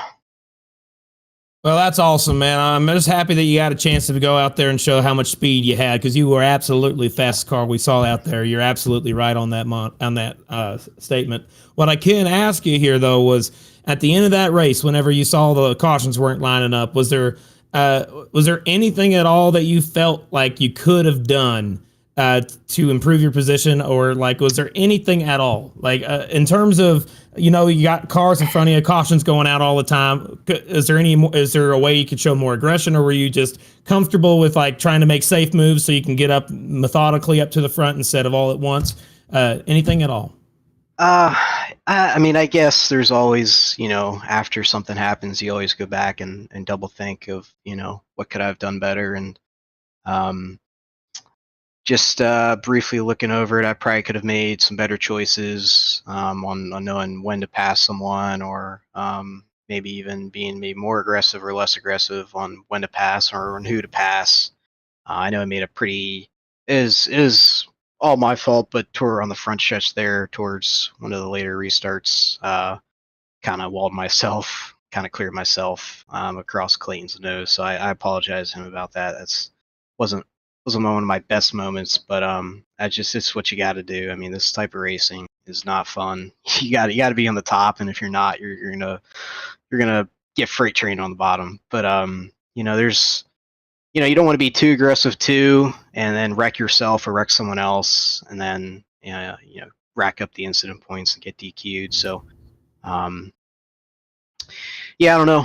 We'll get back. We'll watch the replay and see. But just from what that I haven't watched the replay yet, but I think we probably could have been maybe a little bit more patient on some of my passes. That way I didn't get stuck on the bottom. But yeah, just trying to theoretically pass people. It's always hard, and then trying to figure out when to pit. So if you should pit for tires or stay out, and so yeah.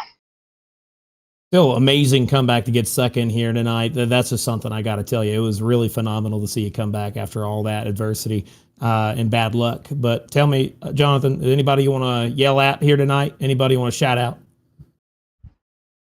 Yeah. I think everyone over at RHM Motorsports had 3 guys in the top 10. Car was, like I said, shout out to Ralph Hutchison for putting the car together. Shout out Logan Sheets for helping Spot and crew too, the entire team. So shout out to him. And then also you guys up in the booth for broadcasting, appreciate it. Everyone who runs this league and everyone who raced tonight too. So that's all I got. All right, we'll see you next week, man. You did the best you could. Thank you so much for coming by and talking with us. Thank you. Back to you, Justin. That was Jonathan Delaney coming away second spot. Patrick Gitter on to the top 3. You had to battle to get here once again tonight. You had to deal with front nose damage. How was it trying to recover from that damage situation to be able to get yourself into the conversation late? Man, it was a battle of adversity. I felt like I had a dump truck going around the corners with that nose damage. It was tight through the corners, and the added rake down the straight slowed it down. So, I was just sitting there hoping that I stayed on the lead lap. at that end of the stage, which luckily we were able to, and got it fixed. Tried to get back up, get some track position. I mean, it drove up to top 10 or so. Luckily got a caution around that time, and then it was kind of a reset at that point, and just kind of got lucky with that. But man, another tough week, and a race where we were so close again. So looking forward to getting another win in this league. It's definitely tough, but certainly had to go through some adversity to get close to it tonight. What are your thoughts on the new build coming up this week and how it's going to change things in terms of the car? I'm looking forward to it. I mean, I don't know. There's some speculation out there as far as what's going to change and how, but I mean, I think it's just a clean slate for everybody, whether you're just running A-Opens or, we'll see what happens in Coke as well, things like that. But I think our little team that we've got, we just enjoy building these cars every week. And so I think it'll just be a fun opportunity for us to kind of see how we do and what we can build and how we compare. Just bringing a unique build next week when we go to Auto Club. How are you planning to approach that race then next week, knowing it was originally going to be a road course? Yeah, I think it'll be this. It's kind of same structure. I'm not much of a road course person, so I mean, I'm looking forward to Auto Club. I love the racing at the 2 mile tracks. I mean, there's a lot of strategy. It's a little bit hard to pass, but I mean, it certainly puts on some good racing when it's green flag and you got guys, throwing sliders and defended lanes, stuff like that. So I mean, I think we'll just have to get a little creative, though. I mean, as far as what we plug into the car, what we're willing to try, and just be. We try to be open-minded every week, but it's really, I think a lot of teams are going to have to be much more open-minded next week to kind of figure out what is going to suit this new build well. Anyone want to give a shout-out to here tonight? Yeah, definitely. First off, you guys in the booth calling the race. Fortis Motorsports, Matt DiCiani put together another super fast car. Felt like we had a shot to win there. We were the first car on 2 tires, I think. So, I mean, a little bit of that was 2 tires, first guys that run 4, but really happy with the car. I mean, shout out to him. He does a great job week to week. And Carl Dodson, too. He's there to, give us ideas and help tweak and things like that, too. And certainly guys in the top 3, Matt Long for the win, and then Delaney for second. Congratulations on the top 3 here tonight, Patrick. All right. Thanks, guys. Patrick Gitter rounds out the top 3. I'd like to thank the entire top 3 for taking time to speak with us during post-race coverage here on Maconi Entertainment. As mentioned, next time out we go racing at Auto Club Speedway, also known as Fontana. That'll be June the 14th. Coverage starts at approximately 8:25 p.m. Eastern Time. Be sure to tune in here on Maconi Entertainment. What are your thoughts coming into that race now with the new build now approaching, Kirk? I wish I had anything that was going to be useful. I'll be honest. The problem is you're not going to have anything until Tuesday or Wednesdays, whenever they launch that new track and everything's back up and running. And Auto Club's a ghost track now. It doesn't exist anymore, and it hurts my heart to know that they don't race there anymore. But I'm just happy that we still have it here in iRacing. We have a chance to still have some great racing with a great group of guys there. And man, I'm just so surprised that tonight went the way it did. It was so much fun to watch. And Auto Club, with it being another 2-miler, it's probably going to show some similar racing. It's going to be a lot of fun. You could run a lot of lines there, and all these guys love that track. It's going to be a lot of fun to watch, and I'm looking forward to it. And we'll see that next week. We'll have to keep an eye on how things go. But on that note, it's time to say goodbye. I'd like to thank all of you for tuning in for tonight's coverage here on Maconi Entertainment. Calling the action tonight was myself, Justin Pritz, alongside Kirk Mills, with DJ Lion producing. Thanks to our viewers for watching tonight's racing action. Hope you stay tuned to our social media pages for our next race. Thanks to the entire staff for the work and bringing this racing to you. This has been a production of Maconi Entertainment. We'll see you next time.